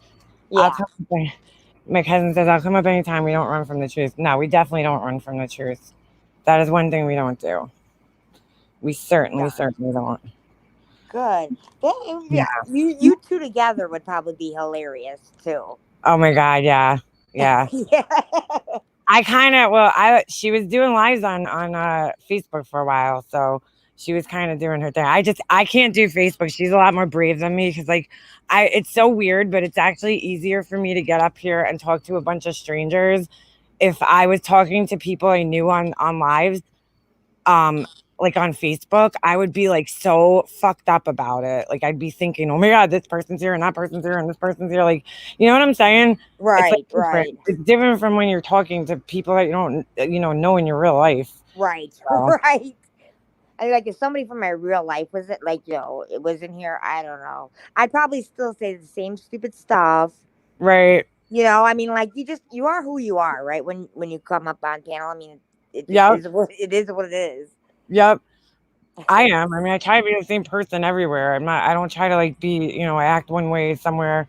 I swear relationship with families are almost identical. Do you have aunts that judge me? Neek, can you answer that question? Do I have aunts that judge me? Do I? Jesus. It's all they do. It's all they fucking do is judge me. When I was taking care of my mom, they were fucking ripping me apart and, every way they could. To your Fucking, face. yeah, man. They were Yeah. fighting with me. They were, they were just total. Everything I did was wrong. Everything I did was wrong. Meanwhile, I was the person doing everything. And then when I would ask them for like suggestions and shit, they'd be like, "Oh, it's not that big of a deal." Like, like they didn't even care. They totally blew it off. Like, what's the matter, Liana? You're only like taking care of somebody completely by yourself. Like, what's the problem? We don't understand. You only Well, have to drag your 3-year-old son around with you all the time. Like, you know what I'm saying? Like right. I mean, I would have done it regardless. It doesn't matter. It wasn't a chore to me. I wanted to be there for my mom, but like they would make it like anytime I had any type of like concerns or, anything, they would kind of like gaslight me in a sense and make it like I was being over dramatic about things. Like, it's like for instance, she was coming home from the hospital after she just had surgery. She had this huge 8-inch like incision on her stomach, and I could tell she was not well enough like to be home by herself at that time. She could barely even walk in the hospital. I mean, she could barely get out, like in and out of the bed by herself. She needed somebody to help her get in and out of the bed. But the hospital is only going to keep you there until, like you're medically, like if it's not medically necessary to keep you there anymore, they're not going to. Yeah. So, she lives by herself though. And I know my mom, she just wanted to get home. So she's going to tell them whatever the fuck she can to get out of there. They're going to be like, do you have somebody helping you? She's going to be like, yeah. Somebody's there. I'm going to have a nurse. Like, you know what I'm saying? She's just going to yes them to death. And I'm like concerned because I'm like, how's she going to eat? How's she going to get in and out of bed? How's she going to bathe herself? How's she going to do laundry? Like I could help. Obviously, I'm going to help, but like I can't be there 24 hours a day. She lives, 15 minutes away from me. I have a Yeah. 3-year-old son. I have a husband. Like, I'm trying to be realistic about things. And my aunts are like, oh, don't worry. She won't make that much laundry. She's not going anywhere. I'm like, oh, so I should just keep her in fucking dirty bed sheets? Because they also didn't take into account that my mom's the type of person that's like, she'll just do it herself. And she did. She ended up straining herself and popping her fucking stitches open. Yep. So Yep. the day that they came to help her, the one time. But it was like, they were yeah, the one my one aunt was getting mad at me because I wanted to talk to the social worker. And like she instead of like saying, oh, okay, good, talk to the social worker so you could put your mind at ease, she was like taunting me, like, so is that, because she was like, she's fine. They wouldn't send her home if she wasn't fine. And I'm like, well, they would, because if she's lying to them and it's not medically necessary for her to be in a hospital anymore, then they're going to send her home, even if she can't move, as long as her levels are okay and everything is fine, and she has some help at home, they're going to send her home. So Yep. she was like, the whole time, she's like, did you talk to the social worker yet? What'd she say? What'd she say? Like, she just wanted to know just to see if, like, just so she could be like, see, I told you. I told you Yep. that. She was fine. But she really wasn't. It was a fucking nightmare when she got out of the hospital. It was like, oh my God, it was a nightmare. Pop stitches and all sorts of crazy shit happened to her. I'm like food shopping with two lists, dragging my son around. I have her list in one hand, my list in the other hand. My son's like throwing everything everywhere. I'm trying to keep everything separate so I know whose is whose. It was crazy. It was a lot, but What it is. was your I would do relationship it again before? I'm sorry. What was your relationship before that? with my aunts. Yeah. It was actually, I mean, well, one of them it was strained because her son is a piece of shit, is the piece of shit that likes to touch his other cousins. And the other one, it was really good. It was a very close relationship. And um, I mean, I was like really close with her. That was like my mom. My mom worked with her. And we had a really good relationship. We had our issues sometimes, but like it seemed like when the worse my mom got, the worse she got. Like her treatment of me, and then it just like I don't know. I don't really, I don't even know where things went wrong. See my cousin. Maybe she couldn't handle watching her sister die. Well, yeah, that's definite. I mean, I don't think any of my mom's siblings were able to handle that. Like, Right. but I wasn't either, but I had no choice. You know what I'm Yeah. saying? Like, I didn't want to Yeah. watch it either, but I had no choice. But she was just very nasty with me. Like at time, I'm like, oh shit, I can't even remember what happened.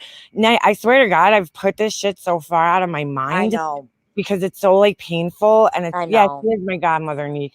She is. It's so painful and it's so like hurtful that like I have to kind of put it out of my mind. So I'm trying to think of why we even like oh, I know what started it. Duh.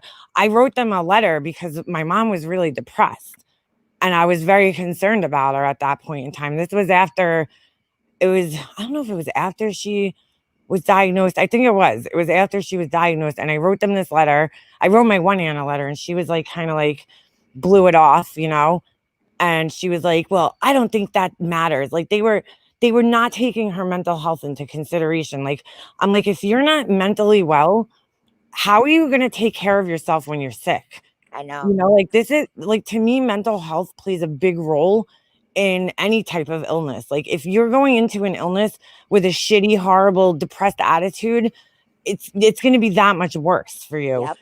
So if I could get her some counseling or therapy and at least like alleviate some of that, then it won't be as bad for her. And maybe Right. she'll live a little bit longer. Like that was my whole thought, because you can't, there was nothing else we could change. We couldn't change the situation, like her diagnosis or anything. But they were just like, they had no fucking interest in it. So I kind of wrote my one aunt a letter back and I was like, listen, you were so dismissive. And I was trying to kind of point out like how severely upset my mom was and depressed and how important it was, for her to, it was just really it was just like a desperate attempt to like help her because I couldn't fucking do anything else to help her. You know what I'm saying? It was like I couldn't make her cancer better. I couldn't stop all this other shit from happening. It was like I felt like it was the only thing I could do to help her at the time. And they gave me such a fucking hard time about it. And my one aunt wrote me back this fucking nasty letter. She was like, do you not think I know what depression is? And really fucking nasty. And I'm like, no, I wasn't trying to like come down on you guys. I was just like, maybe you're not aware of how fucking it affects her, like how badly it affects her. Right. And that was it. That's what set her off. And from that point on, it just went downhill from there. So But we didn't do you talk. have like any idea? Well, you do, but Why? like how hard that was for you. Like, do you give yourself credit? Like, No, you yeah, I ever? know how hard it like they didn't. That's the thing. They didn't No, yeah. you know, I did. Yeah, Nanny. I Like, know what I did. do you see how much you did yourself and how much you took on? Shit, yeah. I was so I mean, my cousin could attest to this. Like I was so fucking stressed out. I felt like I was losing my mind at certain points in time because my brother wasn't helping. Nobody else did anything. They Yeah. like didn't even give a shit. But then when it came to they started giving a shit about I don't know a month before she died. That's when they started giving a shit. The worse she got, that's all of a sudden everybody gives a shit now.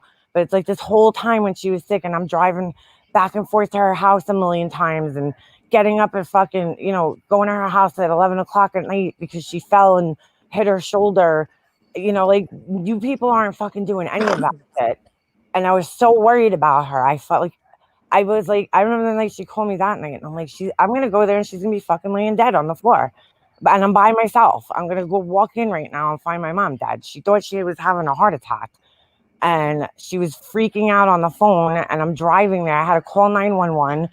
It was like they didn't have to fucking deal with that shit. That was the shit I had to deal with, which I did willingly. Like, I'm not. They didn't force me to. Whether they were there or not, I would have been there anyway. Doesn't It wouldn't have changed anything, but at least it would have alleviated a little bit of stress for me if they would have But helped out once in a blue moon. But they but didn't. your anger makes like so much sense to me because Mhm. it's kind of like the same thing, kind of like where you're like I was looking at my husband to help me and he wasn't helping me and I got so angry about it. Like Right. it's kind of like the same thing. You Yep. were close with your at least your one aunt. You were so close with her and you're asking her for help and she basically says no. Hmm. Yeah, Like she's who like, else were you supposed to turn to? that's what I always used to say, because I'm like, I don't have another parent. Like, my dad passed away, right? So who else do I really turn to bounce things off of, right? Like, thank you, Nick. They couldn't even help you with your son. I mean, they did. I think they had offered maybe like a few times, but not, it was more of a hassle than anything, because then they live in the complete opposite direction. But I mean, I was dragging my son around to all these doctor's appointments and all this shit all the time. And, it was like, I'm sure it was affecting him, his behavior. It was like fucking chaotic. But yeah, I did ask for help, and it was just in the form of just like at least emotionally support me. You don't have to like physically be here, but like if I call you up and I just want to vent about my brother, could you just fucking listen? Like, Yeah. instead of telling me, "Oh, don't worry about that," or "He's a man," or making all these fucking excuses for him all the time that don't even make sense to me, because we all know it's his wife controlling him and not allowing him to do these things. Like, it was they're assholes. My But mom's it's like you're looking for help and Mhm. the person who you always went to was your mom, right? And Yep, here it's your mom that that's is it. dying in front of your eyes, and Mhm. so you turn to the next person in line, which is their sister, and your sister basically just closes the door. Yeah, in a sense, she like shut me out, and then I didn't talk to them from May until shit. I don't even know. I mean, that's pretty much when I stopped talking to them. I just had to for my own sanity. I was like, they're actually causing more damage than they are helping at this point. Like, I can't. They're stressing me. They're making me stress out more, and then they're like giving me shit about things and making me feel like, well, if you don't bring her to this doctor's appointment, like it's gonna be my fault if she passed away or some shit. It was like crazy what these people fucking were doing. So I just like, for my own mental well-being, I just felt like I cannot talk to these people anymore. Like, I'm not. I was Nenny. I used to sit there if my mom was in the hospital. I would make a group message on Facebook, right, and I would tell everybody everything that was going on. I would sit there and fucking update them all the whole time. Yeah. All right, they took her in. All right, this happened, that happened. Well, I did that one time. I did it the first few times she was in the hospital. Then all of a sudden, one time, I texted my one aunt and told her, I said, I brought her in. It was late at night, so I didn't want to call everybody that late. So the next morning, I wrote everybody a message and was like, I had to bring her to the hospital last night. I mean, I told the one aunt figuring she would tell everybody else, but she didn't for some reason. So the next morning, I got a message from her oldest sister, and she's like, "What the fuck? Nobody believes in phones anymore?"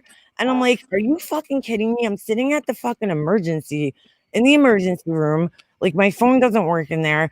I told one aunt, and then my brother knew, like, why do I have to fucking also, on top of sitting there with my mom in the emergency room, informal you fucking people, which I do. I do that. I just didn't do it when you wanted it to be done. You were fucking sleeping anyway. You wouldn't have seen it until the, next day anyway.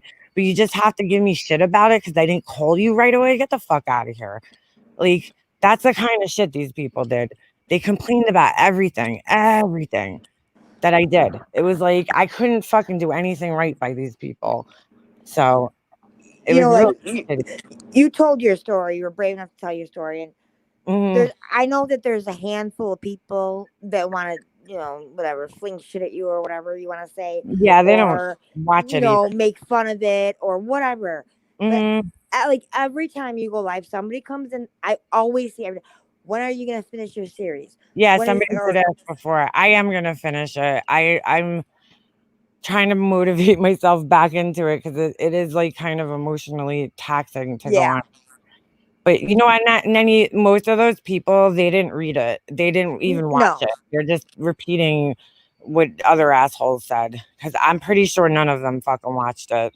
So But just even out of those people that do, there are so many more, and I see it all the time that you have helped. Do you right. see that all the time? Yeah, I do. Yeah, I see a lot of people Good, asking. Yeah, I good. do. And that I've helped them. And I've gotten like now I've gotten so many emails from people sharing their stories with me. And yeah, exactly, Nika. Nobody wants to think about them. I've like really put them out of my minds, like to like where Nika, yeah, you can finish it. I've put them out of my minds to the point where it's like I don't even I'll go like days or like weeks and like I don't even fucking think about them. And then, Yeah, something will sometimes pop into my head. I mean, I think about my mom every day, but yeah, them, nope. I just have to. I have to do that sometimes. Sometimes you almost have to like literally dead people. You know what I'm saying? Like in your brain, right. you have to like dead them so that you don't think about them. Because in the first few years, I was so angry with them that I was just like, oh, like, I wanted to know what they were doing. Now I don't even fucking care anymore what they're doing. Yeah, It doesn't like, it's just like, it's the same thing. It's just every time you got maybe needing a reminder everyone. It's like when you break up with a boyfriend yeah, and you go back and you're like, "Oh yeah, that's why we broke up." yeah. That's it. Like I get those every once in a while, but other than that, I'm just like, dude, I'm good. Like I'm calm. I don't have anybody gaslighting me except for on here, except for fucking Diane and Wendy. But I'm just kidding. But like, you know what I No, mean? you're not. People in my real life, gaslighting me or guilt tripping me or fucking Right. making me feel like I'm crazy. Like, do you know what that does to you when people try to make you think that you're fucking crazy? Oh yeah. Like, it can fuck your head up really bad, really bad. Like, Be- and you start to get paranoid, and then it's like every single comment in the chat is about you. It's like, okay, I can't look at this. Like you gotta like almost shake yourself back into place, you know? Yep. Tiffany just said, she's like, I think that your series helped you to heal. It did. It really did. And she said, the people who support you found healing in it and you and them. Exactly. It was kind of like we all healed each other, but I have to finish it. I do because it's a huge lesson that I learned in like the next part of the story, like that I feel like is so important for people to like understand.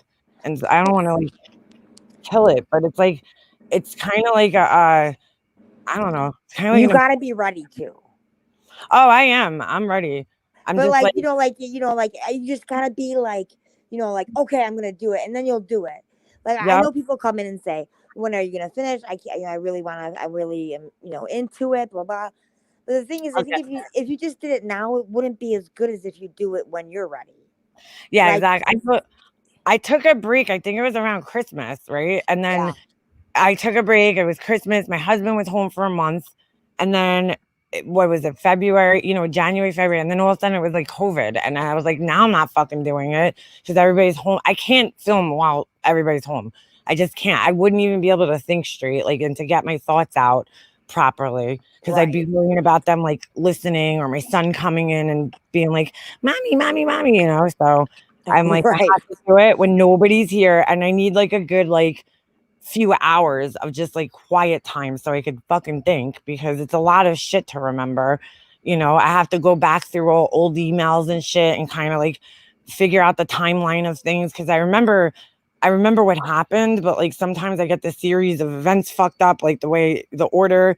So I always go back. I go back and I read emails. I read text messages between me and people so that I can remember exactly like how I was feeling at that time. Like my cousin Nico's text messages are probably like the most valuable ones, the ones between her and I, because like I shared a lot of my feelings through those, so I know I have to like kind of remember how I felt at that time. So it's and then you go back to that time, right? And so then you yep, have like by the time your husband and your child get home, you got to be okay.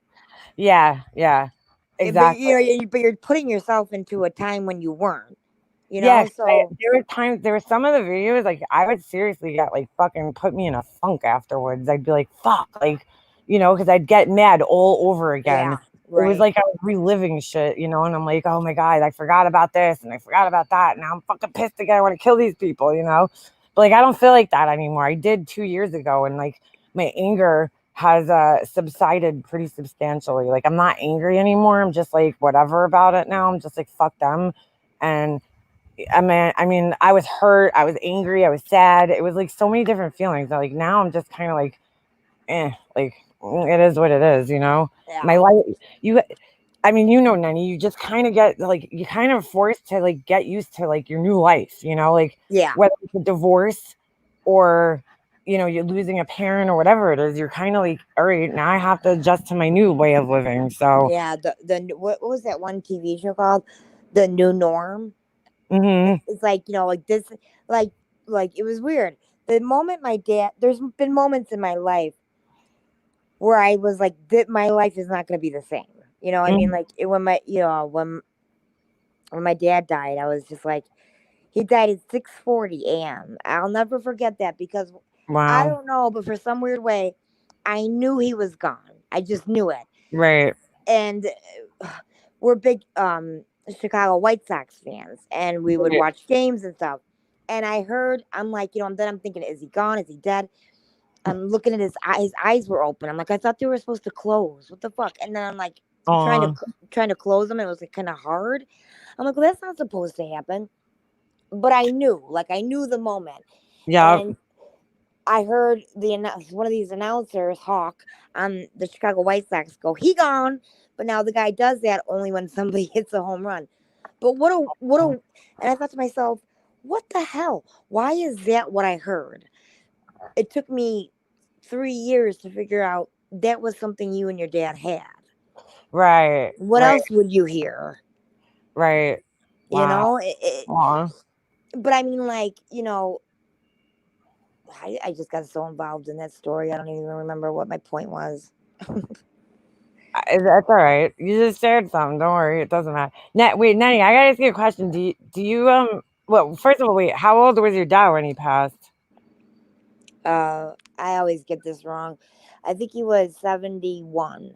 All right. So he wasn't like, he was still like kind of young in a sense. Yeah, a Aw. lot of people that I see come through my work, uh, I mean, like, well, there's people of all ages, but like, like people like 80, 85. Right. So there's some even in their hundreds. And I almost get kind of mad, like, damn, I wish I had my dad for 10 more years. That's how I feel too. I'm like, I wish I had my dad till he was, or my dad died at 64, and my mom was 62. So it's like, Jesus. yeah, that's so young, like But I was gonna ask you, speaking of your work, Did you find it harder, like because like your line of work plus you're dealing with like essentially death all the time, right? Or and then now having somebody close to you and you're grieving, like, did you find it harder through your work and everything when you were grieving to like actually do your job and shit? I don't know. It was like a switch that would click off. Like I would cry all the way to work, and as soon Right. as I walked through that door, I was fine. I was Wow. absolutely fine until I got back to my car to go home. I would get in the car, go home, and sometimes I did it on lunch. But every time I walked through that door, it was like something switched in my brain. And like when I would, call somebody, they just find out. Or if I Mhm. had to go talk to somebody, they knew I was coming, but they just found out they got that the doctor is suggesting hospice, and some don't even think they need it, but they do. But Right.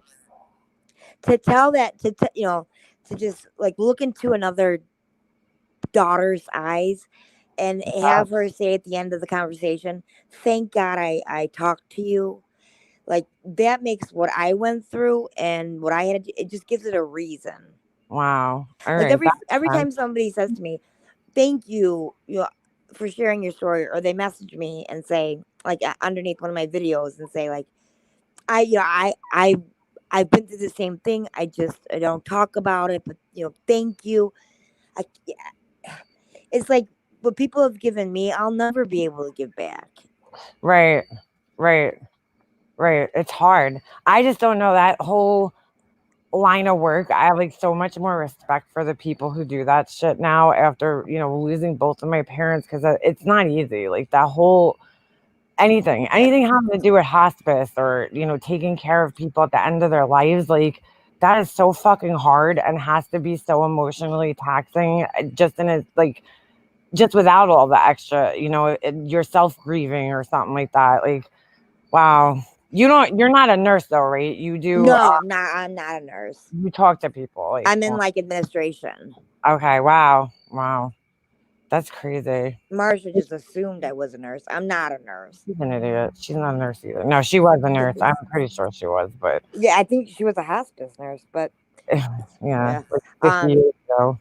but like and like I see it like with the nurses that I work with, and like you know, you feel like you're helping somebody, not you don't really see it as like end of life, even though that's what hospice is.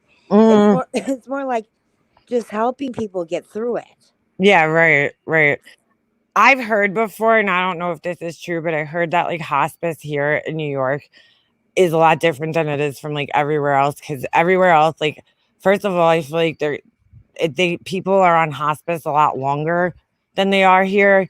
Like here, people when you hear hospice here, it's like days, to weeks like left. Like you would like not think that somebody will live for another like 3 months or something on hospice. Like when hospice is suggested here, it's literally like the end of your life, and Well, it's it's funny because we were like in the company I was in was nationwide, and Mhm, my company was all in right next to you. We were in New Jersey.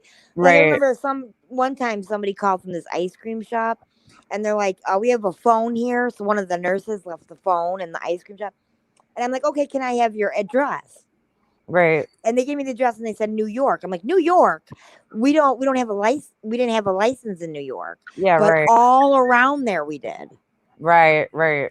I mean, I've heard this from hospice nurses, like they told me, and I'm like, really? Because I don't know. I guess it's different. I don't know. I never asked why. I wonder if that's why. I wonder if they have different requirements or. Yeah, that's what I'm wondering. I'm wondering if there's just like different types of requirements, or if it comes down to like insurance bullshit. I don't know. I don't know what. Like we have hospice facilities. I guess it's like that everywhere though. Like there's hospice facilities, or then you can have in-home hospice care. Right, but like, well, for my company, we only had one where it was like a facility, and that was in Wisconsin. And Okay. and so like it doesn't. I mean, unless New York is different, I don't. Everywhere else in the country, like we weren't in Wyoming or Arizona, but it's really big in California and Florida. So Right. it's like across the nation. Texas were really big. They're on opposite sides. Medicare Part A pays for 100%. Right. But like if you go like if okay, people don't want to die in their home for many reasons. Really? I would Well, think like more people would wanna die in their homes. Like, I know my dad did, my mom like, that was, like I really wanted to get my mom home. That was, like, the biggest thing was, like, I just wanted her to be home and be in, like, the comfort of her own home and not be in a like, cold hospital, you know what I'm saying? But it just I mean, it didn't work out. It just didn't work out like that, unfortunately, but yeah. why do people not wanna die in their homes? Where like Well, like if somebody like I don't think and it's not I've never come across somebody that's alone that maybe they didn't want to die alone, but like if you're married, a lot of times if you're married and like you really you don't want to live the rest of your life remembering that the love of your life died in that home. I mean, mhm, like mhm. it's hard for people, like, and some people It know is. that, Right. but there's inpatient units, like we had those, but there was like a ER for hospice, like you Okay. could only go there for like 10 days and then you had to go back home wherever home was. Oh, all right. See, like my there's aunt, not a lot of places where you could just go live, and if you do, you pay out of your ass. right, right. Well, yeah, like we were trying to get my mom on Medicare, but it was too late. Like she would have had to apply, and it just would have.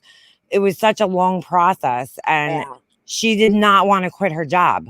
Like she did not want to let go. My mom worked up until the day I brought her into the emergency room for the last time. Like she would fucking refuse.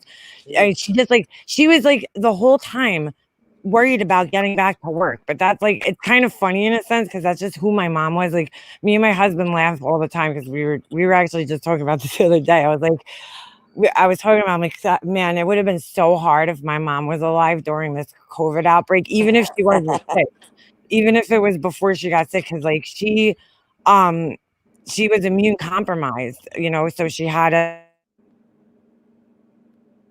she already like had to kind of be careful when people sick. And I mean, thank God in 25 years that she was on immune suppressive drugs, she never really got anything serious. Like she was never hospitalized, nothing.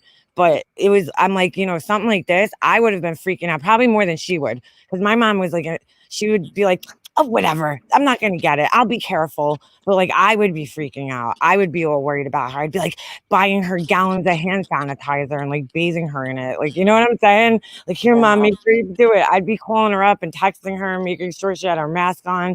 Like, she was like my kid, but we were talking about that. My husband said, I'm like, what do you think my mom would do about being home from work? And my husband and I were joking. I'm like, she would probably be like, no, I got to go to work. They need us. They need me. They need me. Cause she would drive there in fucking snowstorms. It's like, mom, they're probably not going to open the office. Just stay at home. You're like fucking 45 minutes away. And she'd be like, no, they need me there. I have to go. And like, she didn't do anything that was like super important. She worked at a fucking plumbing supply company. Like, really, mom? Like, you know what I'm saying? You didn't fucking need that. She was like a sales rep or some shit. I was like, you fucking kidding me? But she's like that. She just always had I don't know, she loved her job, but needless to say, we couldn't get her on Medicare because she wouldn't fucking quit her job. And she had that worst health insurance. She had that like high deductible shit. Yeah. Well, I mean, once her deductible was met really early on in that year because of all the testing and her surgery and all that shit. But then everything was 100% covered, but it just didn't work out. We couldn't get her. Right.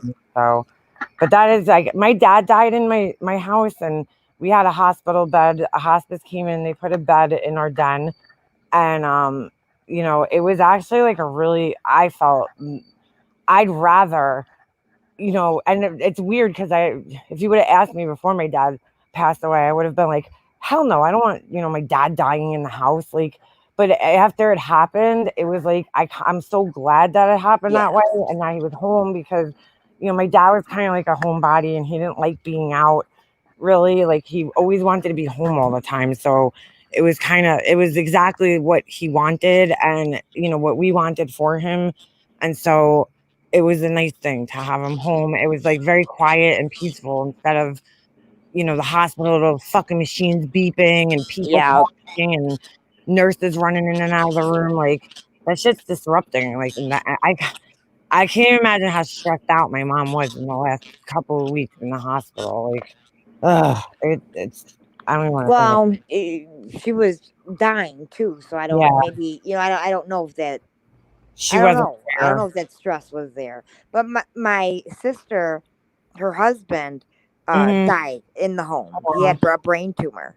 Oh Jesus. But it was nice because she could be there with him, like Hmm. night and day. I mean, like Yeah, like that's how, yeah, like with my dad, we were there night and day. Like when I had to go up to the hospital, it was like, if I had to get changed, I had to run home. Thank God the hospital that my mom was in was like literally a few miles away from the house, like less than probably 5 miles. It was probably like less than that, 2-3 miles away. So yeah, it takes me 5 minutes to get there and back. So like when I did have to come home, it was, it was easy. It was just like 2 seconds, and then I could be right back up there and turn around and go back there. yeah, you weren't driving. Thank you, Tiffany. Tiffany says this has been a great chat, drama free, and back to what it used to be. I'm thankful for this conversation tonight. Exactly. This is what our chat should be. I don't care to have fucking 300 people watching me, and it's all bullshit. and everybody's angry. This is what my chats always were, and like how I want my chats to be again, where people feel like there's a safe place to come and just kind of have like normal life conversations about like things that we all go through instead of fucking throwing daggers at each other constantly. Not that you guys do that because you guys don't. Everybody that comes in here is so Sometimes I do. good Sometimes I do. people. You bet your ass sometimes Yeah, of I course do. they do. Of course. But I'm just saying, there's so many people in here. Like all you guys that are in here right now, just chill. Like you know what I'm saying. You don't have to be um nasty to people all the time. Like we could have, we have normal conversations, and everybody in here is super supportive of everybody else. That's what I love about all the people that come into Yeah. my life all the time. Laura's too, though. When me and Laura weren't talking, I always felt like I always liked the people in Laura's chats. Like, I hate when they're like, all the people in her chats are idiots, because that's so not true. I Like, know. it's so not fucking true. Like, you cannot judge every single person in her chat and say that they're an idiot. Like, that's so fucked up. I mean, listen, we've all said that because I'll be like, yeah, everybody that follows fucking Marissa's an idiot, but Right. it's like, no, Right. I don't really believe that. I do believe that she has good people in there too that are just either there for the entertainment or they're just naive or something. I don't get the whole $50 Patreon giving her that much money a month. But I mean, No, maybe because I don't have it. I don't know. I mean, like, I just can't see that. I like can't see giving. I guess maybe it's because I don't have it. Because I can't. I can't. I just can't see giving that because much money away. Nenny, you're like a normal person. Like, you know what I'm saying? That like, she thinks her value, she's worth so much more. Which like, I'm not saying there's nothing wrong with like. Listen, we should all think highly of ourselves, right? And have like confidence, but like that's like fucking a little bit much. $50 a month to like, I don't know, read posts, like that's fucking crazy to me. I mean, I don't know. I guess I don't know why people join Patreon. You know what I'm saying? Like, I personally have never joined anybody's Patreon for fun, but Yeah. I don't know why you join it. Are you just joining just because you want to support the person and that's like how you support them? Or are you joining because you want to feel like you're part of an exclusive group? Like, I guess people have different reasons for joining it, but for me, it's just like it's not something I want to have. It's just like another thing to distract me away from my real life, in a sense. Well, like Oh, with go ahead. I joined Grace because that's gray. That's all I have to say. Yeah, well, And we then know you're not the great in there. and I was just then good. I didn't join. She doesn't have a. Oh, no, I did. I joined K's. Okay, critical K. Yeah. Oh, really? Get out of here. Yeah, I'm only at the dollar one. I'm Yeah, like, that's fine. that's all I could. But I'm like, like it's so funny because I don't think anything like her. Not politically, not like in the beginning about the Watts, nothing. Wow. And but like she helped me realize. I never thought she was bashing Shanann, but she Right. helped me realize my part in my divorce and in the breakup of my marriage. And Wow. well, you say what you want about her, but you can't. Like there was something that I wasn't understanding, and listening to her talk about Shannon, I was like, yeah, that's me, that's me, that's me. And I'm Kay's like, incredibly, incredibly smart. Like, and she is.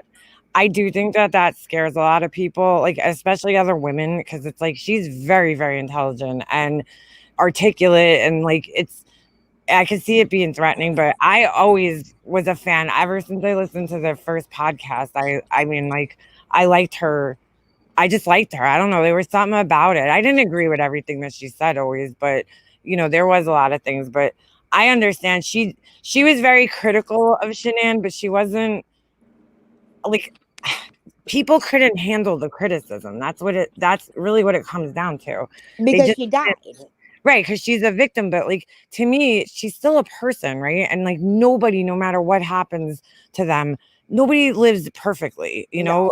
I mean, she wasn't a horrible person, I don't think, but like I could see, her faults in the marriage. Like there was definitely things that probably I mean, I don't blame her for what happened to her because that should have No. never happened. But I'm just saying, like, I do think that those types of marriages are not good. They're not healthy. And I feel like we have to talk about those things to prevent another fucking Chris Watts case. You know what I'm saying? If we're just sitting there like praising this woman and saying, oh my gosh, she was so great. She was the best mom. She was the best wife. Right. That's not realistic. And then like we never learn anything from that. We need to learn. That's why I liked Kay, because it's like she did talk about those things. And we need to understand these things. And I mean, I think so that there's not another Chris Watts, because unfortunately, some of her behaviors might have played a role in his head, and in his thinking, as rational Absolutely. or irrational as we think it is. It might have contributed. That Like, case will always be a fucking mystery to me, though. It really will. The whole, I mean, did her little kids deserve to get what happened done to oh them, no, or absolutely should she be dead? No way. no But way, if absolutely. you like rewind and go back, Mhm. what could have been done to prevent that, if anything? Let's take a look at it. Why not? Right. And also, Nenny, like think about it. I don't know. You're true crime, right? Like you follow true crime cases and stuff. Like Yeah, you I mean, never like sometimes I get really into it, and then sometimes I just like I haven't know. been over by grace because I just have no desire. But then I'll get back into it. I just go on and Mhm. off. Yeah, me too. I'm the same way. Like I have to like I don't know. A case has to captivate me. There has to be something about it that I makes me like want to follow it. Because there's like there's a whole bunch of cases that are even going on right now. I have like I don't know. I don't know the story, and I don't even like want to know in a Want sense. to know? Like I might know the basic story, and I'm just like, all right. But I think her case, out of all the cases I have followed, like that was the first time we really got to like get up close and personal with a victim like Yeah, that, and like it was actually like Casey Anthony to me. right, right. Well, but like Shanann, we saw Shanann a lot of like before she died, who she was before she died, Right, what she did with her life. Like, how you normally have to like think about like Lacey Peterson, right? She got killed. We don't know what Lacey was like. We have no idea. She's just a picture to us. And right. then, other people describing how she was, but we don't actually know what her personality was like or how she talked or anything. But like Shanann, we saw everything. We saw how she talked, how she ran her household, like all that shit. So we kind of had an all access pass to their private life in a sense. So it's kind of like, how do you not critique it at that point when you're seeing it? Like you could see it in real time. She's made how many fucking videos, that woman? I mean, she was live more than Laura, shit, which I thought was impossible. Well, I don't even like um with shenanigans. It was funny because sometimes when you knew what was going on with her life, and then you saw these videos, it was kind of like what, like, and it's just funny, Mhm. like how with like I don't go on Facebook hardly at all anymore Me neither. I hate it. because you go on there and it's all like, oh my god, I love my husband. He bought me these new shoes. Yeah, Oh and my then god, like, I don't give a fuck about your shoes. I mean, like, oh, and it's so all this fake book. love stuff. Yeah, it's fake, Nenny. Most of the time, most of the people, I always say this. I'm like and please don't take offense to this in the chat. It's just my experience with Facebook. The people that have to like sit there and like blow smoke up and sunshine up everybody's asses about how great their fucking lives are and their husband is, most of the time they're doing that for a reason. They're trying to convince themselves that their fucking lives are so great. Like I've written like things about my husband when it's like his birthday, or you know what I'm saying, like something Yeah, to just like show my appreciation towards him. But like there's some people that do it at a level that's like not like I know this. insane. Yeah, and there's girls that I know in my personal life that they will blow their fucking husbands up on Facebook, and then when you're with them, they're like, "He's such a fucking I asshole. He's a fucking yeah. piece of shit." And you're like, "What the fuck? Like, why are you writing all this like nice shit about him all the time? Like, but you're always complaining about him when you're not on Facebook." That's why I got like so sick of it. I was like, I hate this fucking place. Plus, I cannot take the political shit on Facebook. I just can't. That's what's good about here. You could avoid political shit. Yeah, you can. Nobody could share political or fucking articles. You don't even have to see it. Like there, it's like pushed in your face all the time. Political article, especially with like people that you don't see eye to eye with their views, you just like you end up hating people for their fucking political views. And you're like, I like this person, but I just can't stand their fucking political views. I I know. literally I got unfriended by one girl that I went to high school with because her fucking political views were so goddamn extreme and mine were so like the polar opposite of hers. So she fucking like unfriended me. And there was this other kid that I grew up with from school, and I fucking liked him, but he's such a dick. Like I can't believe some of the shit that he says. I'm like, I'm like, I almost thought of blocking him. He's like such a dick, you know? Well, it's even here, like, listen, I don't, everybody knows I can't stand Trump. You know what I mean? And I'm Yeah, sure some people, and some people will come back at me and I'm what you I'll make a know. joke about it. I mean, uh, it's all fine, but it's like sometimes it can get heated to the point where I'm like, how could you like, even think of voting for him again? Well, and I then don't after know. I calm down, I think, well, they're probably thinking, how could you not? Right, right, I mean, like, right. why am I right and they're wrong? Right. Yeah, it's just our personal feelings really at the end of the day.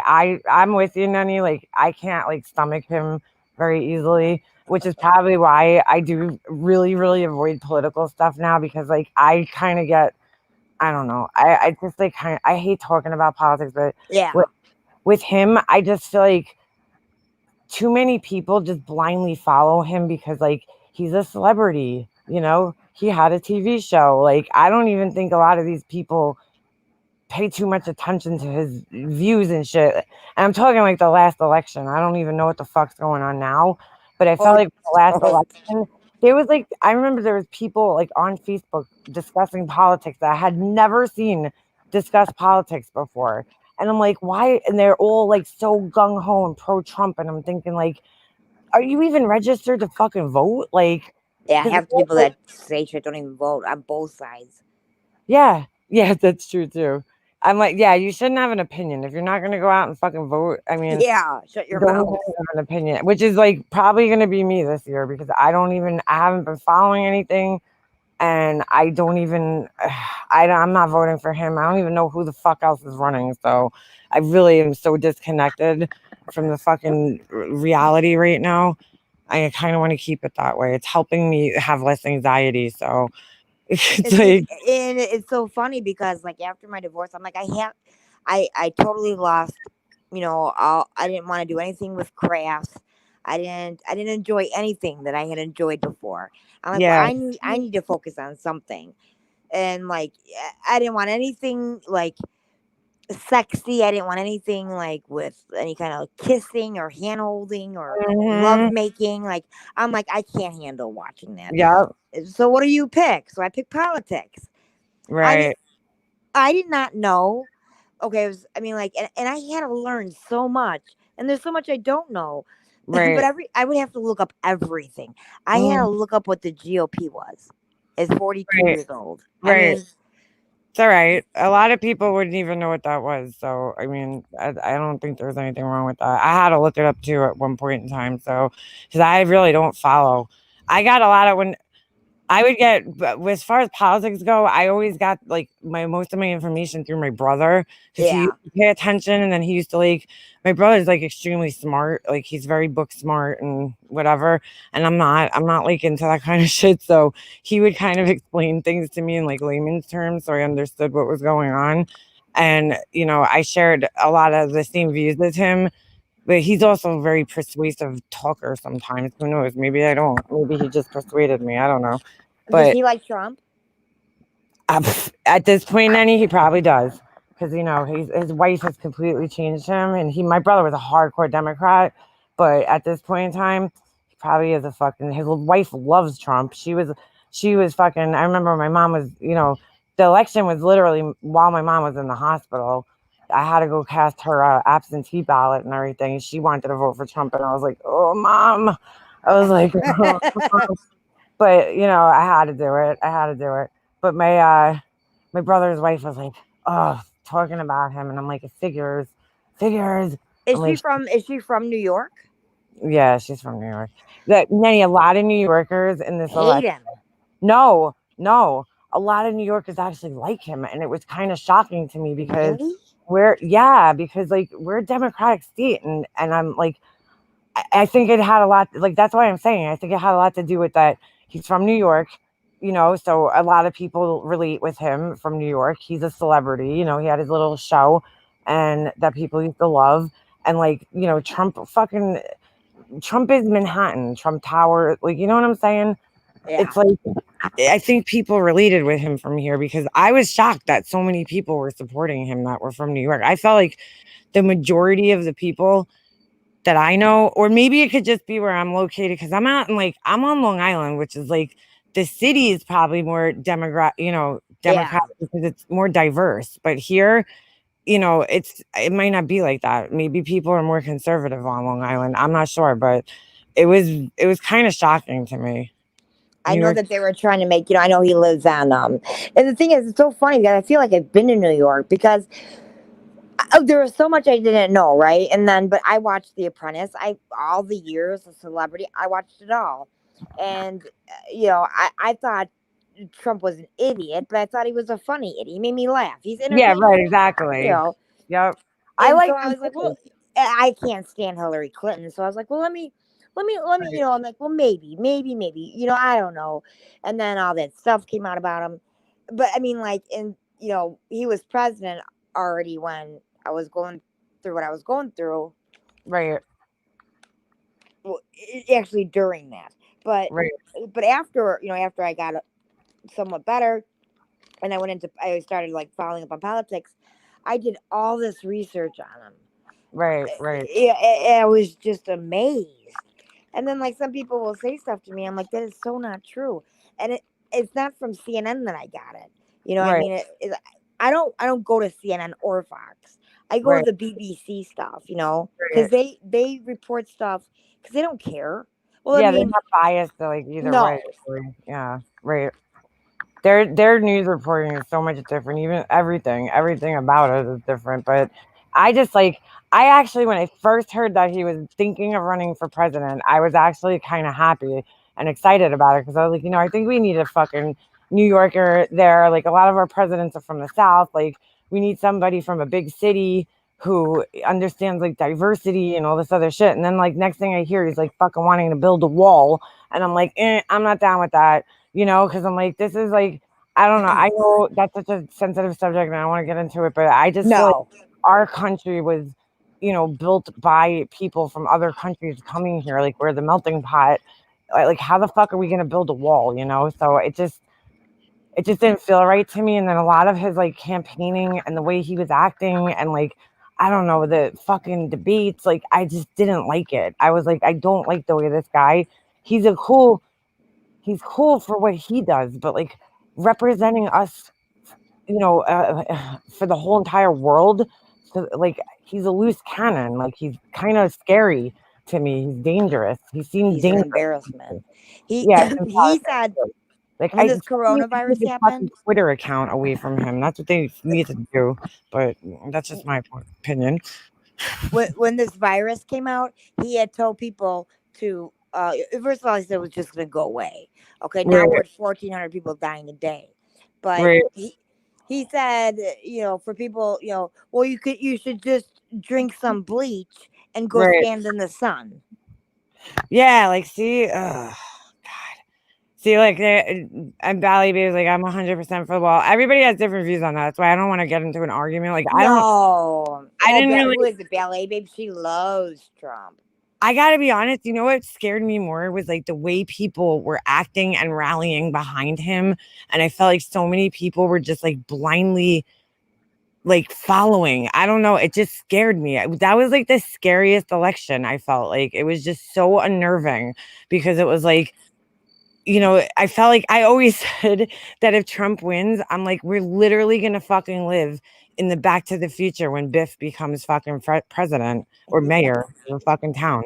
I'm like, yeah, that's okay. That's what that whole thing was based on, Donald Trump. Like, that's his character was Donald Trump, basically. And it was like, yep, Steven Spielberg's fucking psychic, huh? Or maybe this shit really is yeah, all right.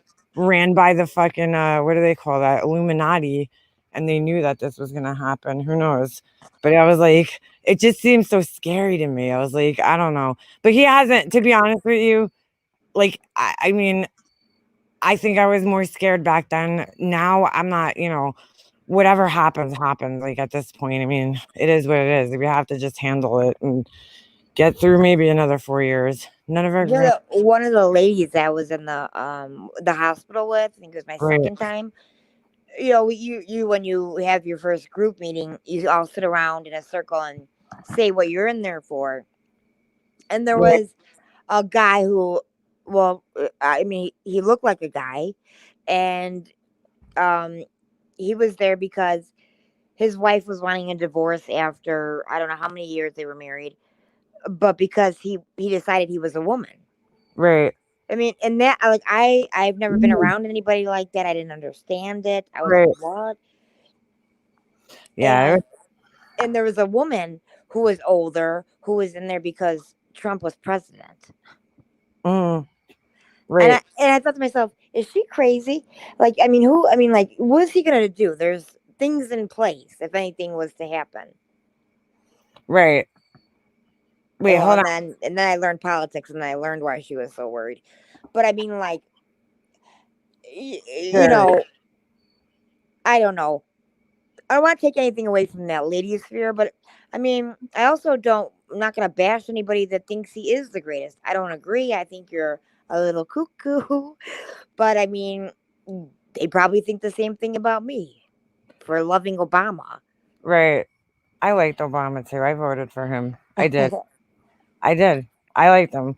I know other people hated him. It's just, you would be amazed at the illegals here. I mean, I agree people should not be coming over here illegally and like by the truckloads, but I like, it is scary that whole I mean, maybe it was the last season of Orange is the New Black. Just Yeah. like all those people, the families got separated and sent back. Like it's so sad to me. I'm a bleeding heart. Sorry, I can't help it. Call me a fucking snowflake. I don't care. I Oh am. yeah. When people are like, "You're a snowflake," I'm like, and that's a bad thing. I don't understand. Yeah, but you know what? On here, the people that call us snowflakes, Nenny, they're really the snowflakes because they get so fucking offended by everything. Well, So, right? Isn't that funny? They get yeah. so mad. It's like, but I'm the snowflake. Like Okay. when Diane put that in her chat, and I'm like, really, Diane? You're the biggest snowflake here, but all right. Like, you guys get so offended by everything. It's like, that's what a snowflake essentially is like a crybaby in a sense.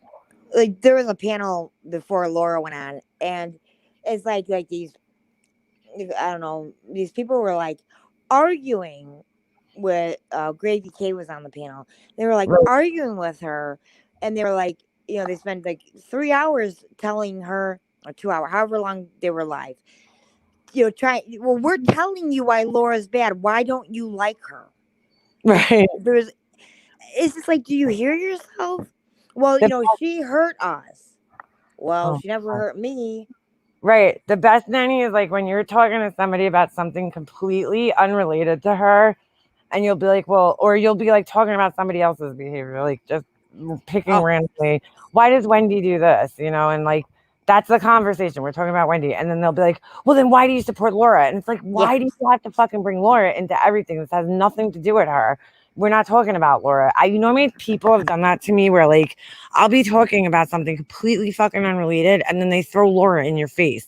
And you're like, what the fuck? Like, why are you even bringing Laura in? This has nothing to fucking do with her. Ever. There's just these But people need to get over their fucking obsession with her. It's like so weird. we could do the. I mean, like, but I'm probably to blame. Well, what about Right. Brian? You know what I mean? Yeah. Well, Well, what about Brian? I mean, really, Brian actually fucks with people. That's, you know what I'm saying? Like, you can't even compare the two. Laura yeah, might you have a can't. big mouth, but Brian's actually gone into people's real lives. I mean, that's so different to me. So if you're gonna sit there and I'm 100% with you on that, Nanny, where it's like, well, if you're gonna sit there and criticize Laura, but then support Brian. Like, that's kind of like, what the fuck? It doesn't even make sense. It's like, then why are we even bitching about Laura? Because Brian has gone off on people. He said way, way worse shit than Laura's ever said. And nonetheless, he's a man saying it to a woman, right?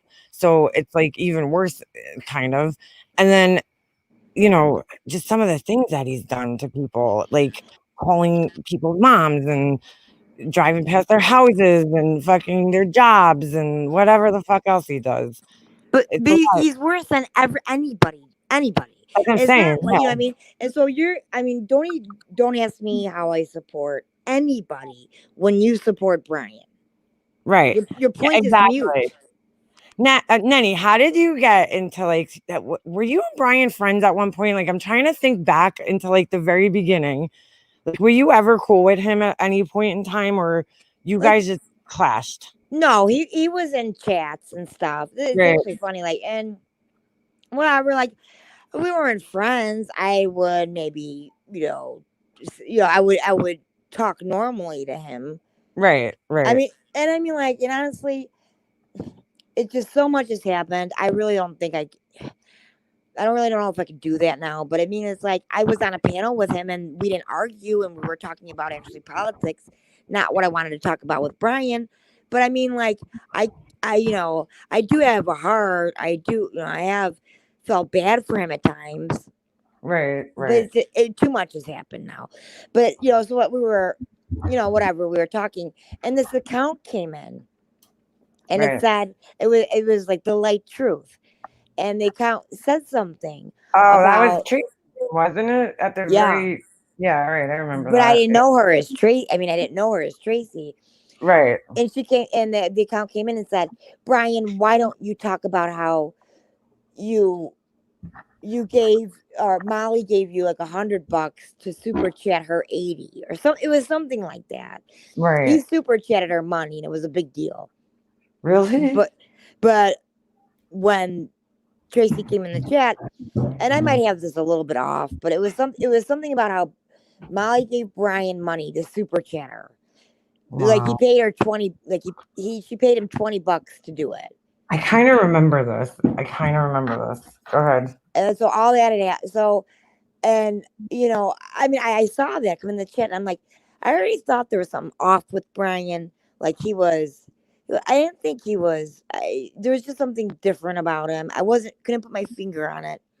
And Right. so I found her channel and she had videos on there. I'm like, oh my God, what the hell? And then I had asked Brian about it a couple times and he just said, oh, she's crazy. Right. Oh, and this is what some people don't understand. I'm not going to accept she's crazy as an answer. Yeah. Right. I'll try to go and figure it out myself if I can. Yep. Yep. Oh, And so then I just started looking into stuff and, one thing happened another. And then so I mean, like I already had that in like my back pocket. And right. then Hockey Mom and I were going live. And you remember Justin, right? Yeah, that's why. Well, I was very good friend. I am very, friends with Purple Rain, and she loved Justin. So like, Yeah. I got the scoop on Justin and that whole situation from her. I mean, that's when I started backing away from Brian when I was friendly with him because I was like, dude, I wrote to him when he first started fucking with that guy, and I was like, dude, I'm like, Brian, come on, like, and I'm not saying this to put Justin down, but I'm just like, come on, Brian, if you met, I'm trying to think like a man because we know men fight so much differently from women, right? Like we're catty and shit, and we just, talk shit about each other, but like men, men are spite men fight a little bit more respectfully than women do. I feel like you know what I'm saying, like they'll beat the shit out of each other and then they'll shake hands and walk away, like, and I'm like, Brian, size your fucking opponent up, like you could destroy this guy, like verbally in every way, and I'm not saying that to put Justin down, I'm just saying that like Brian's a very aggressive man and Justin is not, he's not that type of guy. Well, And I it's like, think Justin would why agree. like what? I'm sorry. I think Justin would agree. Yeah, like you know what I'm saying? I'm like, Brian, like come on, like why are you even wasting your time in the you know what I'm saying? In a sense, like this guy is harmless to you, basically. And he was like, he comes back and he's like, he called me poopy pants. And I'm like, dude, Brian. And then I don't know if this is true or not because Brian always has to throw his wife in there and say, you know, he said something negative about my wife.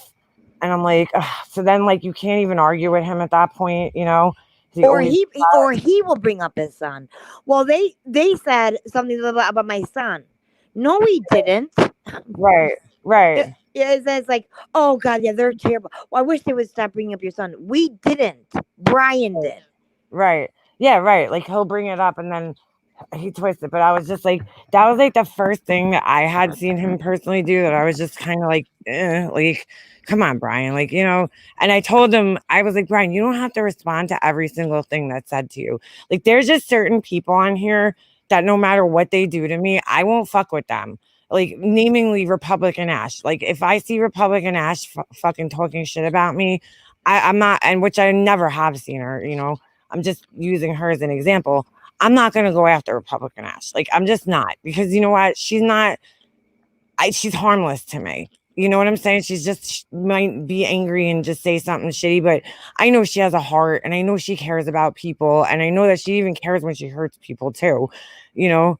But it's And like, you can't go at her like you can go at me. no, I would never do that to her. Like, I just couldn't, my heart wouldn't allow that, like, to happen. Like, same thing. Like, let's just say Crazy Nurse Granny came after me. I can't go after Crazy Nurse Granny. She's so sweet. Like, but like, there's just certain people, but like, he doesn't have that. He doesn't have like that filter of like, okay, well, I'm not going to go after this person. They're not really worth my time.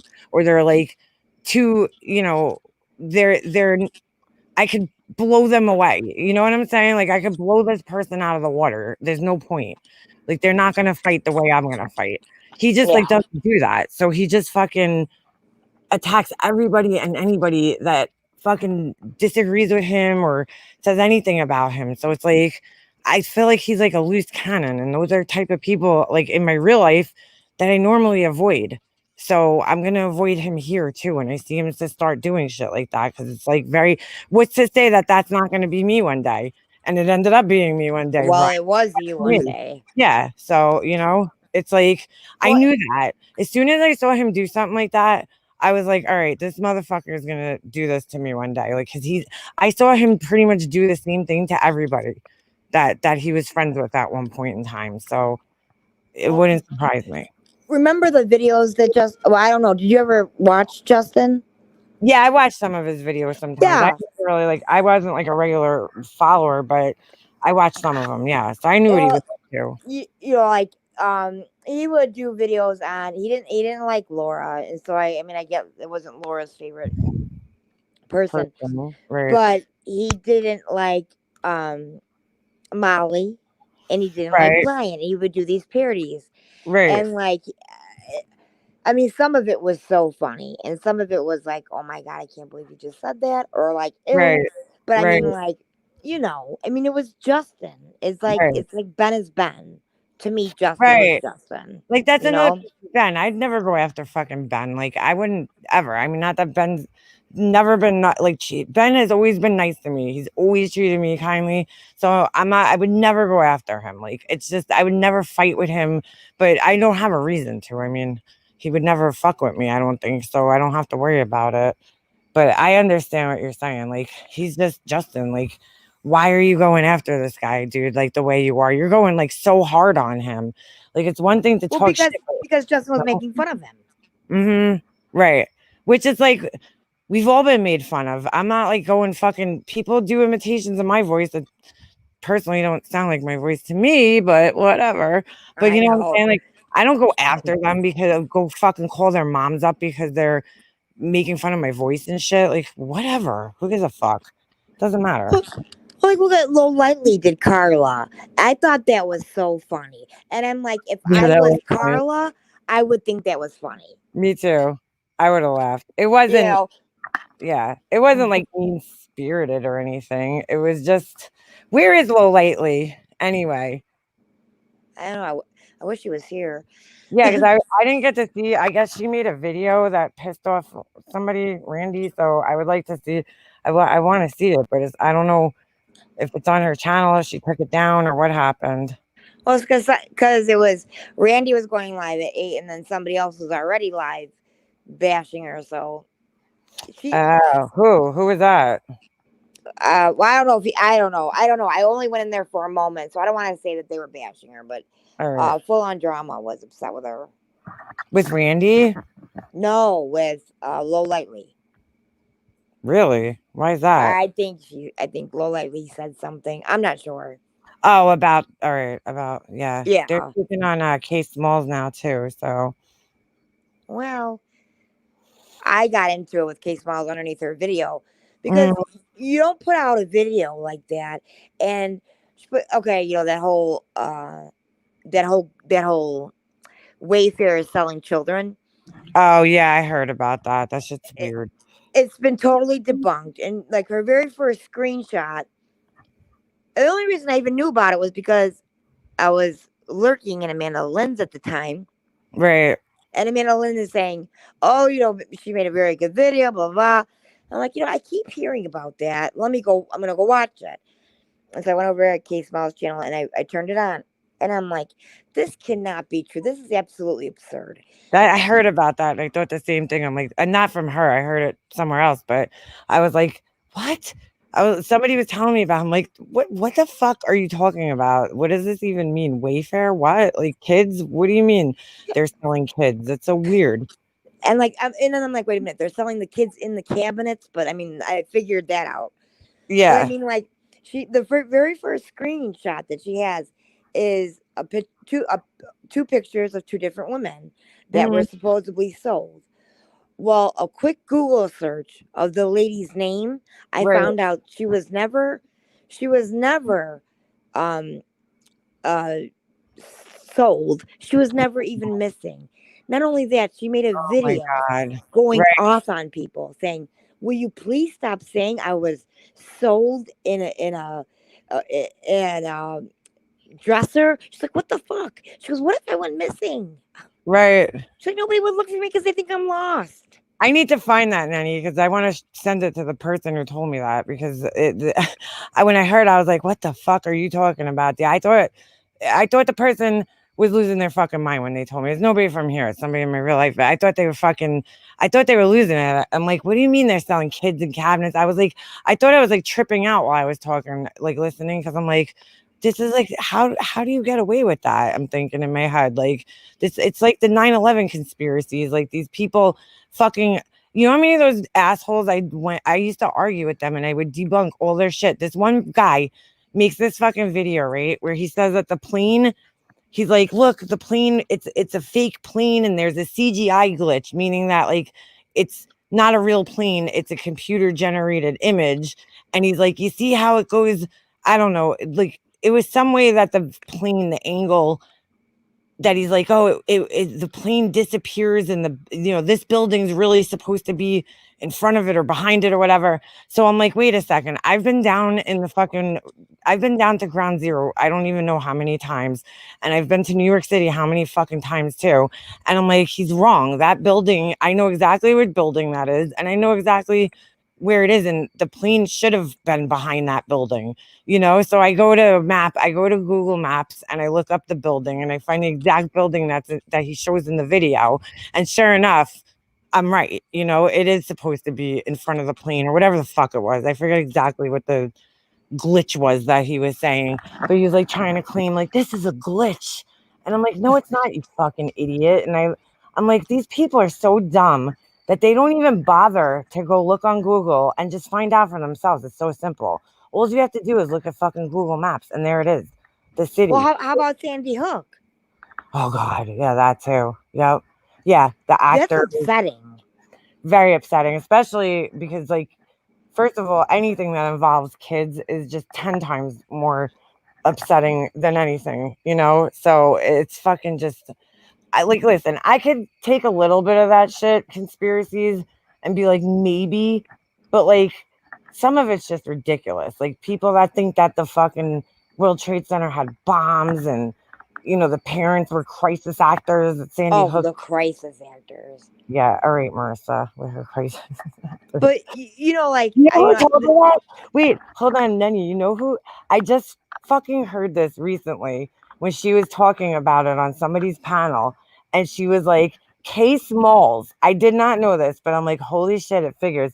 When she made that video where she was bugging out before she went to Vegas, and she's like in the parking lot at like yeah, fucking 3. roaming around in the parking lot and being like, "They're Wait, gonna get me!" Like screaming. yeah, she's going like this. Wait, hold on. She's like, boom, bang, boom, boom, bang, with her fucking hand. She's like rubbing it on her head. That one, Case Moles is the one who fucking told her that. I was like, oh my god, now it makes so much fucking sense because I was thinking, where did this woman get this from? Well, Case Moles told her that there was a fucking like I guess casting call for crisis actors, which probably is a real thing, right? They probably do have people that come when they do these little sting, like not sting operations, but these like what do you call them? Like a practice, I guess, like Right. to figure out how we're going to respond in crisis situations. You have to like have some type of protocol. So they probably do have need extra people for that. But I'm like, where are these under you're like these people with these crisis actors? Let me just say this, right? Don't you think that at this point in this day and age, that somewhere along the lines, if there was really all these crisis actors, right, going to these things, don't you think that somebody along the lines would have blown the whistle on something, like at least an email? Like, how do these crisis actors find out about these things? Do they have secret underground meetings? Do they get like secret emails for casting calls? Like, how do these crisis actors know to go to these events, like the Las Vegas shooting and the fucking Sandy Hook thing? And how do they know to be there, right? There has to be some type of message put out through some type of social media or whether it's a fucking mailed letter. I don't know. Don't you think somewhere somebody along the lines would have came forward and been like, you know what? I'm a crisis actor. Like, why hasn't that happened yet? Are they scared? What? Like they're gonna get killed by somebody? Like it just if you really, really sit down and try to logically make sense of this shit, it doesn't make sense. Like where are they It practicing? was, and the whole town was in on it. Like I Yeah, the remember whole watching like town. And not one person these slipped kids, up, like they just right? had them loop around and come back and Right. like walk. Yeah, Okay, right. and so the whole town that was watching these cameras and everything. I mean, like really? And the whole town, how did the whole town find out about this? You know what I'm saying? Like, and you're telling me that not one fucking person from that town decided to like, I don't know, tell a friend about it that wasn't in that town, and then they told a friend and they told a friend. Like, where's the evidence of this? Because there would have to be a footprint of some sort that these things go on, and like somebody somewhere along the lines would have to make a mistake with all these people involved, right? Like say it like the Las Vegas shooting, there was like probably over like how many hundreds of people at that fucking music festival. So you're telling me everybody at that music festival was a fucking crisis actor and that they all knew this was going to happen? How'd they find out God, about it? Like how'd they remember that? Wasn't that something? Yeah, my friend was there. My girlfriend was Ah, there. She's fucked up from it. She was one of like I she used to do my hair, and we grew up together, and she was like she was fucked up about it. She's like, it fucking changed my entire life. Like, she's like, I'll never be the fucking same person again. I'm like, but no, they're crisis actors. My fucking friend was there. Like, I can this girl is not the type of girl that makes shit up either. So I know she's legit. It's like there's no crisis actors. You people are fucking ridiculous with that shit. I mean, even if a bunch of people were standing there, like, okay, listen, we're just gonna pretend, okay, that somebody's shooting. Right, The thing is, though, in this day and age, too, back when Sandy Hook happened, you didn't have right, cell right. phones. Now you do. So when so many That's people, what I'm saying. Nobody would record something like accident. Like, you know what I'm saying, Nanny? Like, yeah, there's everybody has cameras everywhere nowadays, right? So you're telling me, like Las Vegas, okay? We all had iPhones. How many different videos there were of people shooting that incident from different angles and places, and people running and people with blood all over them and shit? Like, don't you think somewhere along the lines, like somebody would have taped one of these fucking secret, crisis actor meetings or some shit? Like, it's so absurd. It's just ridiculous. When you really sit down and try to think logically about it, it doesn't make any fucking sense. no, It like does.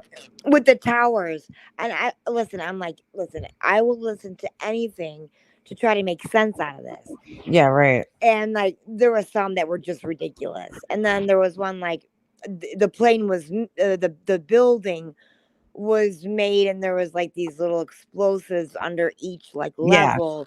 No, there and was. like that was planned. I'm like, okay, that was like the only thing that I thought, okay, maybe. But like the plane not being there, well then why was there like white soot over the whole city? I mean, like, how Right. did they do that?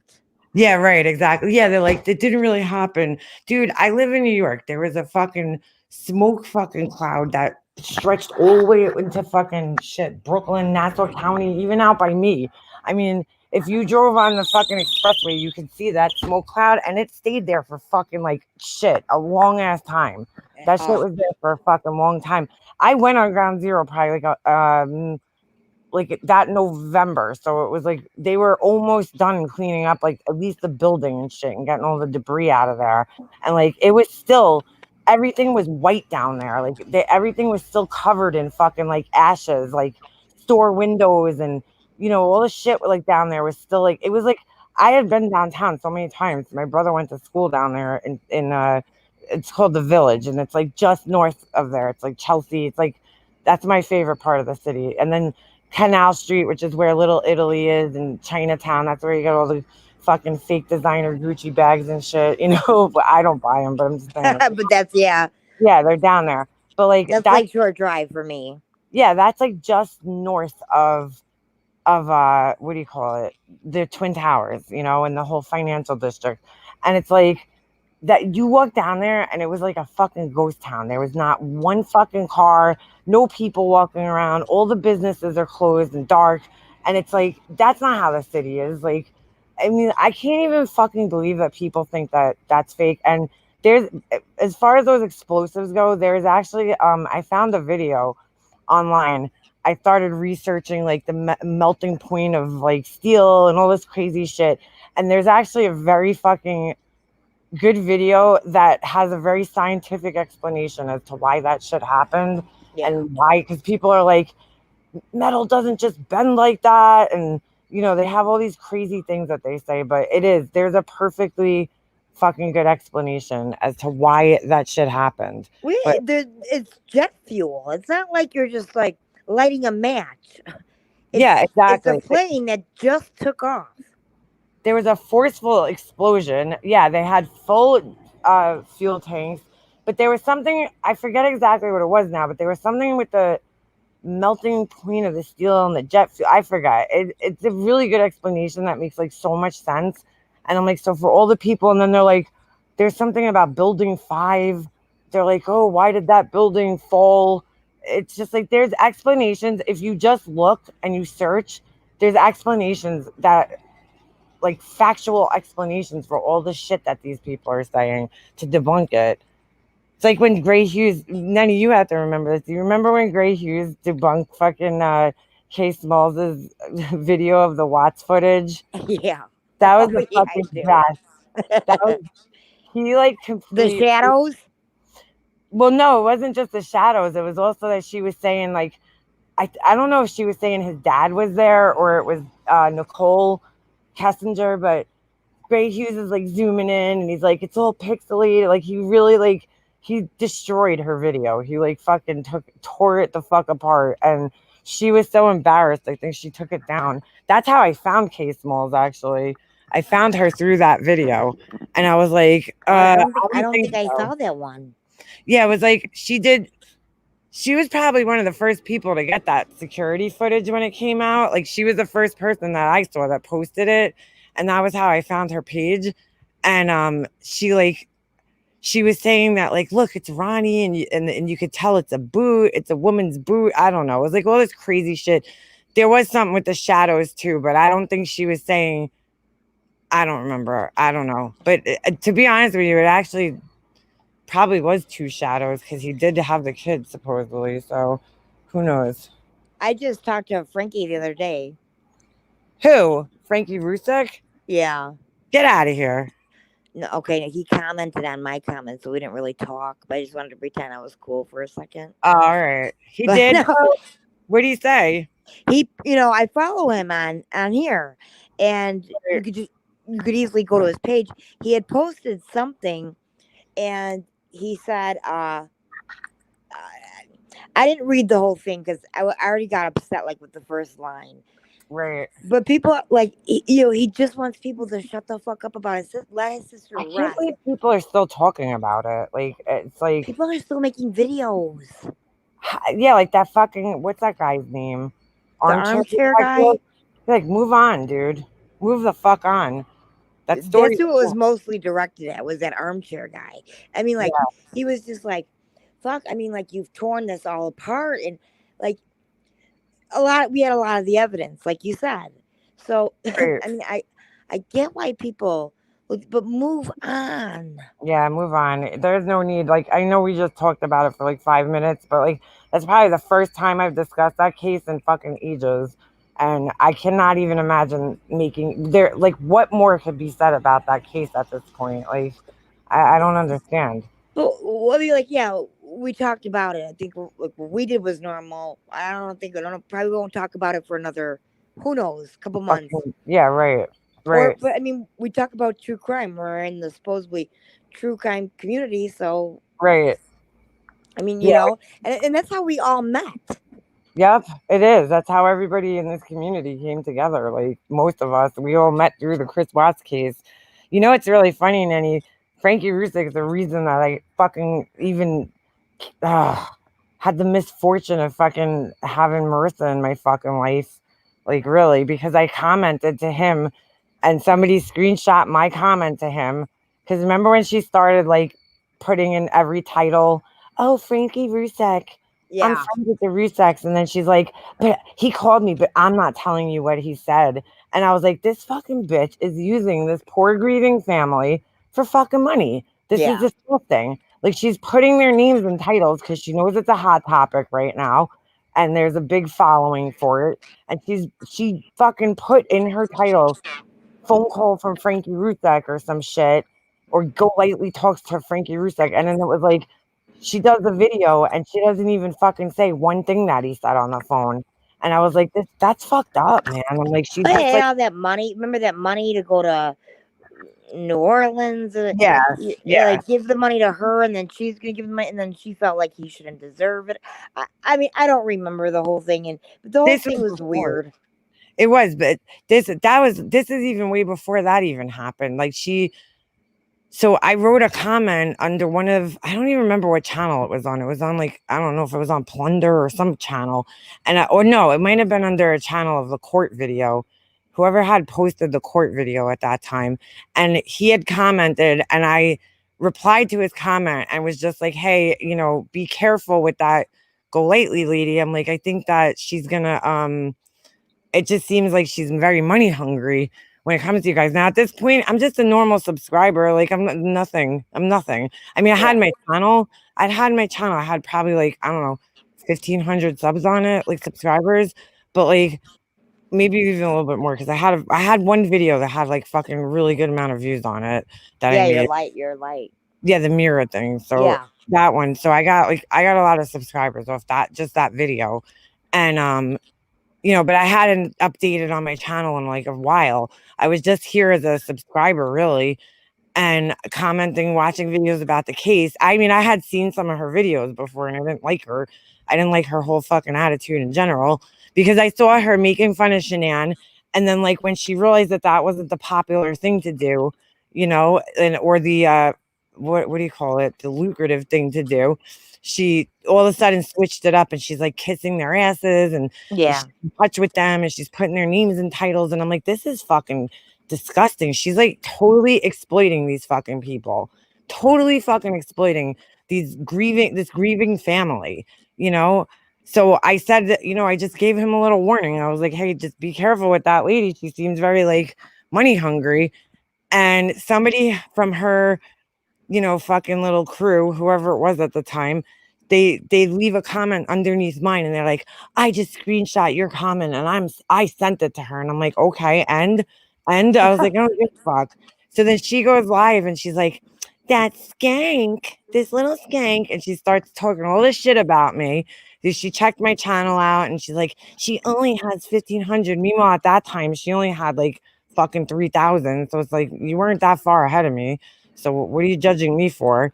And then she was like, I don't know, she just said those things. So I made a response video to it, totally thinking nobody was gonna see it. not even thinking one person would even fucking watch it. That's And the then, first video I saw of yours. and I didn't think it was gonna go over well either, Nenny, because I was like, It was I'm thinking hilarious. she had a following, and that was it. From that's what I did to her. When she says she acts like I fucking like, murdered a family member of hers. And she's always like, all this stuff makeup mobster did to me. What did I do to you, lady? I made a fucking response video to you talking shit. I mean, did I start it? I guess, yeah, technically. I left a comment to Frankie Rusek, but it's just my opinion. I'm not the only person on YouTube that had an opinion about her.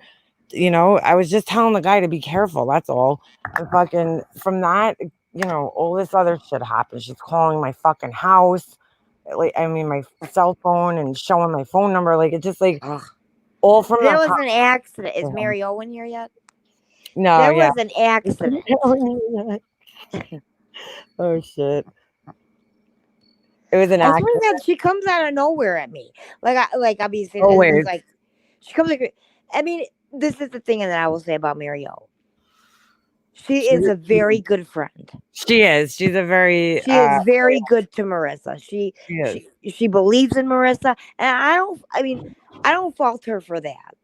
Man, No, me she'll neither. comment a bit. She'll be like, all like, "Whoa!" And it's like, I just said one thing. I know. She's like Beetlejuice. It's like all you have to do is say fucking go lightly 3 times and she'll be here. She'll be here defending her. I get it. Like I mean I can't fault her for being a good friend, but I can fault her for fucking being so goddamn blind to things. Like some of the And shit. she's not dumb. She's not a dumb lady. I mean, she doesn't seem like she's dumb. No. Like, and there some of the shit that she does, I mean, it's like right in your face. Like, why how do you not see it? But I mean, Well, that Ginger Locks mom too. Isn't that the other one that went live with her? yeah, She's a very nice lady too. yeah, she is. She used to be really, really nice. She kind of got a little nastier in more recent times, but she was very, very kind, for a long time. Oh shit, I didn't even know my camera was on. How long was that on for? I don't even know where it was. I had it like fucking my computer like this. I'm like trying to plug shit in. My bad.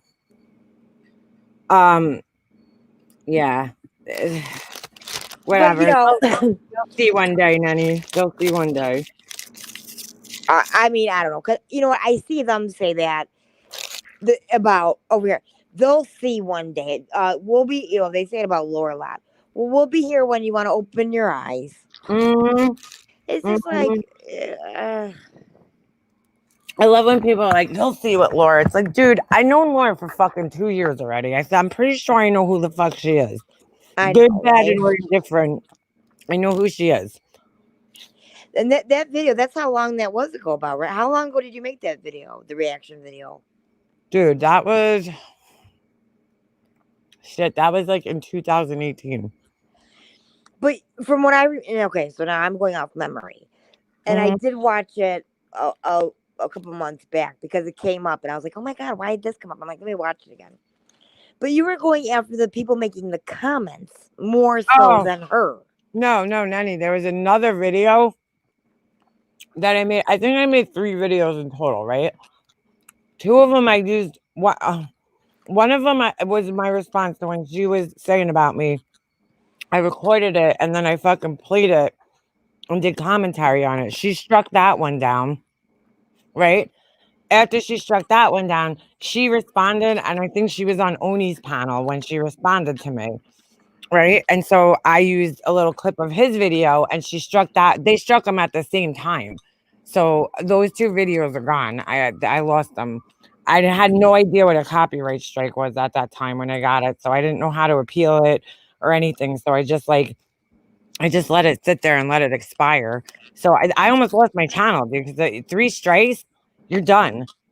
So I just played smarter. That's why I did the video where I dressed up like her, because I was like, oh, if you're gonna fucking strike me for using your footage, then I'll just fucking dress up like you, and you can't strike me for that. Right. Right. I was just being a dick.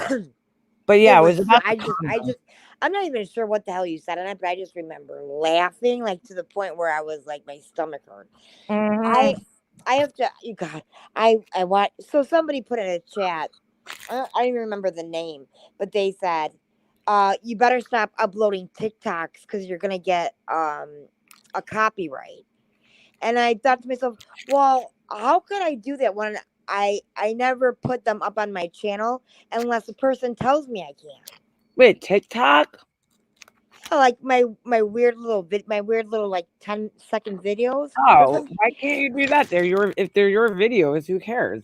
No, like I find them on TikTok, and Oh, I ask them, can I put this on my channel? And they say yes.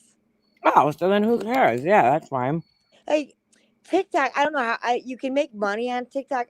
I don't know how they do, but then Mm, so I was like, well, shoot. I'm like, you know what? That if somebody's gonna put Nenny's panic attack in a chat, why wouldn't somebody like try to reach out to one of these people and then I don't even know what they would do because yeah, I right. have the permission, but I don't put it in my video at all. So I was like, well, maybe I should do that. Mm. I don't know if you would really get in trouble. I don't know. Well, at least you're Yeah, not uploading it's them. very confusing that copyright. I'm like, well, let me look it up. I was sitting there, I was like, oh my god, I cannot pay attention. This is so boring. It is. It really is. Hey, at least Oh, thank you, Natalie. See, you're beautiful too. Um, what do you call it? That was sweet. Thank you, Natalie. Um, at least you're not telling people that you went to go visit Shanann's grave and then stealing somebody's TikTok video and putting it on your channel and acting like it was yours. Well, that's why Laura's like, she was live and she's like, "Fuck you, bitch." What I don't know what she said. Uploaded a TikTok. I'm like, oh my god! I messaged my friend. I'm like, is she talking about me? I'm like, where would I find those people from? I'm Oh like, my god. I wasn't there, and that I mean, so that like that made me start thinking though. But I never did. Did that come down, or does she still have it up? I have no idea. I heard about it. I don't know if she has it up or How not. bad is that? It's pretty fucked up if she did do that. That's all I could say. No idea. It's like I don't know why you would do something like that. Why out of the middle of nowhere would you all of a sudden be like, "Oh, here's a video friend. I went to go visit Shanann's grave." And it's not even like why? Why even bother? It's like the weirdest thing to just randomly bring that up. I knew you were gonna think that she was talking about you and Nenny. Oh, I Nenny, yeah, did. there's channels like my son and I watch them all the time because we watch them together. There's like channels that they take videos off of like Vine. Well, I don't think Vine is a thing anymore, but like TikTok and those type Instagram. They make like the compilation videos, where they take like a bunch of funny TikToks. So I don't think it's like. I mean, I No, don't. yeah. So I thought. I mean, I've seen some of those because they come Yeah. up. I don't know if it's because I upload the TikToks or whatever. They do like I watched a whole bunch and they do put like their name in front and then the video. I don't have time to do all that. So I mean, like I did reach out to one of them and I mean I just did it probably yesterday. I didn't see that they replied back yet, but I just wanted to be like, is there anything that I'm supposed to do? Can you help me out here? How do you do that and not get in trouble? Because somebody was, I mean, I can't explain this weird community. I mean, Yeah, I know. That's why this community is crazy, Nenny. It's like a whole nother fucking world. It really is. Wait, happy says if I ever did one thing that MGL has done on YouTube, I'd leave this country in shame. I hear you, girl. I almost call him girl. Sorry, happy. You're not a girl. But I hear you. I totally hear you. look at November Rain's comment above them. You're so stupid. I knew. Oh, I knew you were gonna think. I feel like you could have been nicer to me today. What happened? That's a TikTok thing. Oh, all right, all right. How come I don't get your videos, Nenny? Hold on a second. Dude, certain people's videos do not fucking show up for me. I know I'm subbed to you. 'Cause I don't Mhm. know. Like the other day, I had to resub to some. Like I was getting, I didn't get the notifications. I went look, and I was unsubbed, and I would never unsub to that. It was Laura. Yeah. I was like, she's live, and then when I looked, I'm like, I'm unsubbed. Oh, I didn't have the notifications on all. Oh, Eh, sometimes that's the case too for me. yeah, I didn't even realize that. I thought I always do that. Like, when I go to people's channels, I always try to remember to go to the bell and press all. Cause I hate, like, there's so many of you guys that have channels, and I don't see your videos pop up for some reason. I don't know if it's because I have so many like people that I'm subscribed to, and it just there's no way for YouTube to like put them all Yeah, on me too. my thing, but it's annoying because like I'll watch one video. I notice this happens a lot with people who have a lot of subscribers and a lot of videos. Like I'll watch, like, there's this girl I follow called Simply Nail Logical. She does nails, so she does like all these funny nail videos. She's like the Canadian girl, and she's really funny, but like it's like entertaining because you know how a lot of the fucking like beauty tutorials like snooze fest, you know, like she's actually really funny. Yeah. Yeah, like, if I watch one of her videos, like, I'll come back on later and, like, my whole fucking thing will be videos of her. I'm like, I don't wanna see every video of her, like, I still wanna see other people's, or it's, like, all suggestions of shit I don't even subscribe to, and I'm like, "Why is this even in here?" Like, I don't watch anything that has anything to do with this. It's, like, really fucking weird. I don't know. It's weird how it works, but oh my god, There- night. I just realized it's 2 o'clock, and I gotta get my ass to bed because I gotta get up early for my son. Holy cow! It's 1 o'clock. Yeah, girl. Well, thank you for having me up on. It Well, was thank you. good to I talk cannot to you believe I today. got you twice in one day, Nanny. Thank you. Woo! And thank you. Thank you for earlier and for your Absolutely. talking to me today. I've Anytime. known you forever, and I never really even had a conversation like this with you. So I know, isn't it funny? Like, Nanny, you were in like my first live ever, and here you I don't know. are. It's like I feel like, oh yeah, make a monster. Yeah. I don't realize you never really talked to me. We talk But in I mean, chat. I feel like I know you because I listen to you talk. Yeah, right. Well, I listened to you a couple of times when you were on Republican Oh Ash yeah, stuff, yeah, I mean, Hockey Mom, but I like that we got to talk like yeah. person to person. So, and thanks for sharing your personal stories and shit. And Yeah, I you too. appreciate that. You're the best. You You are. too. You what? Come up here anytime. Thanks, hon. Thanks Seriously. for everybody in the chat too. Yeah. Thank you guys. Yeah, I'm going to bed, girl. I'm fucking exhausted. Like, yeah, I gotta go to the dentist at like 8. All right. Ugh. Yeah, Ugh. That's too early for the dentist. Mm-mm. I know. They're like, that's the first. I was just like, fine. I was like, damn, I can't believe it's so late. I thought it was like 11 o'clock. Shit, I need like at least 3 cups of coffee before I go to the dentist. Hell no, I hate going to the dentist. Obviously, right? Mm. All right, everybody. It's late. I'm gonna wrap this up and thank you. And where is she? November Rain. I'm gonna get in touch with you after this. I'll email you so I can find out all the information. I just need a place to send it to. So anyway, all right.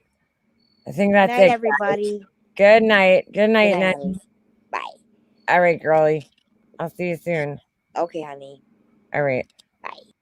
Bye bye. Yeah, November Rain got in touch with me, and thank you so much for sharing your stepdaughter with us because she's so cute, and I was really like it made the night. It really did.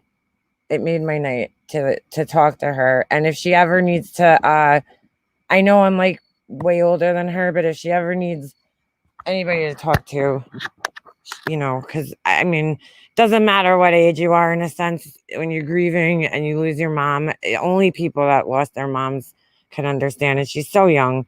If she ever needs anybody to talk to, she could always, email me or something. But I'm so, glad we had this nice, chill, calm chat about real things, not fucking, bullshit. Maybe a little bullshit at the end, but the majority of this was a nice thing. Uh oh, Val, I got the maker, Cricut Maker. It does all the same things basically. The only difference between that one and the other one is that this one could cut a little bit more material and what was the other thing? there was one more difference. Oh, something like the buttons. I don't know. The other one has buttons that you can make adjustments for on the machine, and this one you make the adjustments in the program. So it's this one personally to me, I'd rather have pay a little extra and get the one that could do more than, buy the base model. So, I mean, I don't know how long I'm gonna, how many different things I'm gonna make or if I'm ever gonna cut fabric, but at least the option's there in case I want it. So, um, if you have any questions, Val, you could email me. My email's in the about section. But either way, thank you for allowing her to come up, Megan Webster. No, it doesn't matter what age or rate. Thank you. No, really, Novemberine, it was our pleasure. And I'm gonna email you when I get off of here, and I'm gonna go take a look and see if the cremated pallet's still available, and we'll send her one. We'll get that out this way she can enjoy it. Just giving you a heads up. I've heard Jeffree Star is a little bit like kind of wonky right now with COVID. But I'm pretty sure Laura's people got them quick, but I don't know if it'll be different with a different palette, but it doesn't matter. Um, Either way, it'll give her something to do. It'll keep her hands busy, and I think she'll enjoy it. Maybe you can make her one of your hand stamp necklaces. That's a good idea too, Mercedes. Oh, that was the other thing I was going to talk about real quick. So I'm almost at 6,000 subscribers. I think I got like 90 to go. It kind of sucks because I really technically do have 6,000 because for some reason I have two makeup mobsters, right? So one of them's in like one makeup mobster is my brand account, I guess. But there's one video on it, and I don't even know how one video got on there. It's a really old video. And then there's my, this account, but they're both connected. They're both, Mega Mobster. But one of them has like 100 subscribers. So they're technically, I'm at 6,000, but I want to get to 6,000 on this account. So I'm not talking about my live channel either. I'm just talking about, I don't know. I can't even explain it. And I don't know why it's even like that. I don't know how I got two under the same account. It's really weird. But either way, I think one's brand, I don't know. Either way, I wanted to do some type of giveaway for when I hit 6,000. I don't know how I'm going to do it exactly. I got to look and see like what my options are. But for everybody to enter. What the hell is this? Oh, never mind. I just ordered sheets of sterling silver, and I'm gonna cut nameplates out. I'm gonna do my own. I've done it before, but just with shitty materials, so to practice. So I was thinking of giving away a custom nameplate to one of you guys for 6,000 subscribers, like a hand cut one. But I gotta see if it works out, if I could really do it. So, if not, I'll find something else that we could, maybe a makeup palette or something. So I'm almost there. But anyway, I hope everybody has a good Friday. Tomorrow's Friday. Yay. And I'm sure I'll see you guys around, around the hood, around the YouTube hood soon enough. So have a good night, everybody. Stay safe. Stay out of trouble. Stay away from the drama. All right. I'll see you guys next time.